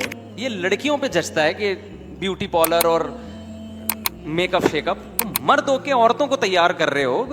اصل غیرت جب ختم ہو جائے نا, تو غیرت کی کوئی ایسی لیب نہیں ہے جس میں غیرت کو ٹریس کیا جا سکے, یہ محسوس کرنے کی چیز ہے. تو آپ لوگ نیچے کمنٹس کیا کریں کہ بھائی آپ کیا کر رہے ہو یار, اللہ نے آپ کو آدمی بنایا ہے, کوئی آدمیوں والے کام کر یار, آدمیوں کا بیوٹی پارلر کھول لے بھائی. تو خواتین پہ تو ہمیں حیرانگی ہو ہی رہی ہے کہ مردوں سے اپنے آپ کو تیار کیسے کروا رہی ہے, لیکن مجھے زیادہ حیرانگی اس مرد پہ ہوتی ہے. دیکھو زنا کرنا ایک الگ چیز ہے, بدکاری کرنا الگ چیز ہے, وہ بھی بڑا جرم ہے, لیکن کھلے عام آپ لیڈیز کو تیار کر رہے ہو, اور یہ آپ کا پیشہ ہے, یہ آپ بتا رہے ہو کہ میں مرد نہیں ہوں, ورنہ عورت ڈرتی ہے آپ کے پاس بیٹھتے ہوئے. اچھا میں نے کسی سے پوچھا کہ یار یہ بیوٹی پارلر میں اتنی عورتیں جا رہی ہیں, مرد تیار کر رہے ہیں ان کو, تو ان عورتوں کو ڈر نہیں لگتا کہ اس آدمی کی نیت خراب ہو گئی؟ انہوں نے کہا یہ بندے چھکے ہو جاتے ہیں بالکل نا, یہ آدمی کیا ہو جاتے ہیں, عورت کو تو ڈر لگتا ہے کسی بندے کے ساتھ بیٹھتے ہوئے, اور یہ آدمی کے آدمی ہونے کی دلیل ہے, ڈرے وہ. صحیح ہے, سمجھ میں آ رہی ہو, اس کو خوف پیدا ہو گیا بھائی یہ بندہ ہے. تو یہ کس طرح کا سیٹ اپ چل رہا ہے یار, تم کدھر کو جا رہے ہو یار, کچھ اور کر لے میرے بھائی. تو بیسیوں قسم کے رزق کے کمانے کے ذریعے ہیں, بری حرکت ہے یہ مردوں کو, کیونکہ اب نہیں بولو نا تو یہ چیز پھر سوسائٹی میں پھیل رہی ہے. بہت سے نوجوان دیکھتے ہیں کہ وہ یوٹیوب پہ کھلے عام لڑکیوں کو تیار کر رہا ہے, تو یار ہم بھی ایک کیا کھولیں گے, بیوٹی پارلر کھولیں گے. لیکن اگر سوسائٹی میں اس کے خلاف احتجاج ہوتا رہے تو مرد کو شرم آئے گی, بھائی یہ تو سوسائٹی میں ذلیل ہو گیا ہے, ہم نے اپنے آپ کو ذلیل نہیں کرنا ہے. اس لیے میں تھوڑا سا آپ کو موٹیویٹ کر رہا ہوں کہ کچھ تو نیچے کمنٹس کیا کرو نیگیٹو, کیا بھائی تو بندوں والے کام کر, کیا کر رہے تو, یہ آدمیوں پہ سوٹ نہیں کرتی یہ چیزیں, سمجھتے ہو کہ نہیں سمجھتے ہو. تو عورت سے زیادہ نا مرد کو غیرت دلانے کی ضرورت ہے. اچھا خیر, تو وہ صحابی بیٹھے تو نبی صلی اللہ علیہ وسلم کو, اب وہ ان کو شرم آ رہی ہے نبی سے. جب یہ نبی صلی اللہ علیہ وسلم واپس مدینہ آئے تو یہ جو صحابی تھے نا, یہ نبی صلی اللہ علیہ وسلم کا گزر ہوا تو انہوں نے فوراً نماز کی نیت پڑھ لی. غیرت تھی نا صحابی رسول میں, غیرت تھی کہ بھائی شرم آ رہی ہے کہ لوگ کیا کہیں گے, کہ بھائی میں خواتین میں جا کے اور تیار ہو کے بال بال بنا کے نا بڑے سیٹ ہو کے بیٹھے. اب ان کو شرم آ رہی ہے, پیغمبر سے اپنی غلطی کا احساس ہو گیا تھا ان کو, غیرت تھی تو احساس کیا ہو گیا ان کو, بھائی مجھے نہیں کرنا چاہیے تھا ایسے. تو رسول اللہ صلی اللہ علیہ وسلم کے بھی کتنے پیارے اخلاق تھے, کتنا بڑا ظرف تھا. نبی نے یہ نہیں کیا کہ اسی موقع پہ آؤں گے کہ یہ تو بالکل اسلام سے خارج ہو گئے, ان میں تو غیرت ختم ہو گئی ہے, یہ اب یہ کیا تلوار اٹھائیں گے, جہاد کیا کریں گے. نہیں بھائی, ان کو پتا تھا, آپ صلی اللہ علیہ وسلم کو پتا تھا ان کے دل میں اللہ اس کے رسول کی محبت ہے, آخرت کی محبت. یہی ہے شیطان نے وقتی طور پر ایک ورغلایا اور ایک مسٹیک بولو ہو گئی, اور وہ مسٹیک بھی کی بیس بھی کوئی غلط نہیں تھی, بذات خود ایک مردانگی تھی. تو مرد کی اللہ نے ایک عورت کی طرف اٹریکشن رکھی ہے, لیکن اس کا ایک جائز طریقہ رکھا ہے, ایک ناجائز طریقہ ہے. تو نبی صلی اللہ علیہ وسلم نے, آج میں ہمارے استاذ یہ واقعہ بتا رہے تھے ہمیں کہ آج کے دور میں اپنے کسی بندے سے اس طرح کی مسٹیک ہو جائے تو کیسا سوسائٹی میں اس کو جینے نہیں دیا جاتا. اسلام دیکھتا ہے کہ بھائی اپنوں سے غلطی ہو رہی ہے تو وہ اپنائیت سے فوراً نکل نہیں جاتے, اور غیروں میں دو چار خوبیاں آ جائیں تو اپنے نہیں بن جاتے وہ. تو نبی صلی اللہ علیہ وسلم کے اخلاق دیکھیں آپ. وہ صحابی جو ہے نا پھر مسجد نبی میں انہوں نے نیت لمبی باندھ لی نماز کی, بھائی جب بھی تشریف لے جائیں گے تو میں سلام پھیروں گا. آپ صلی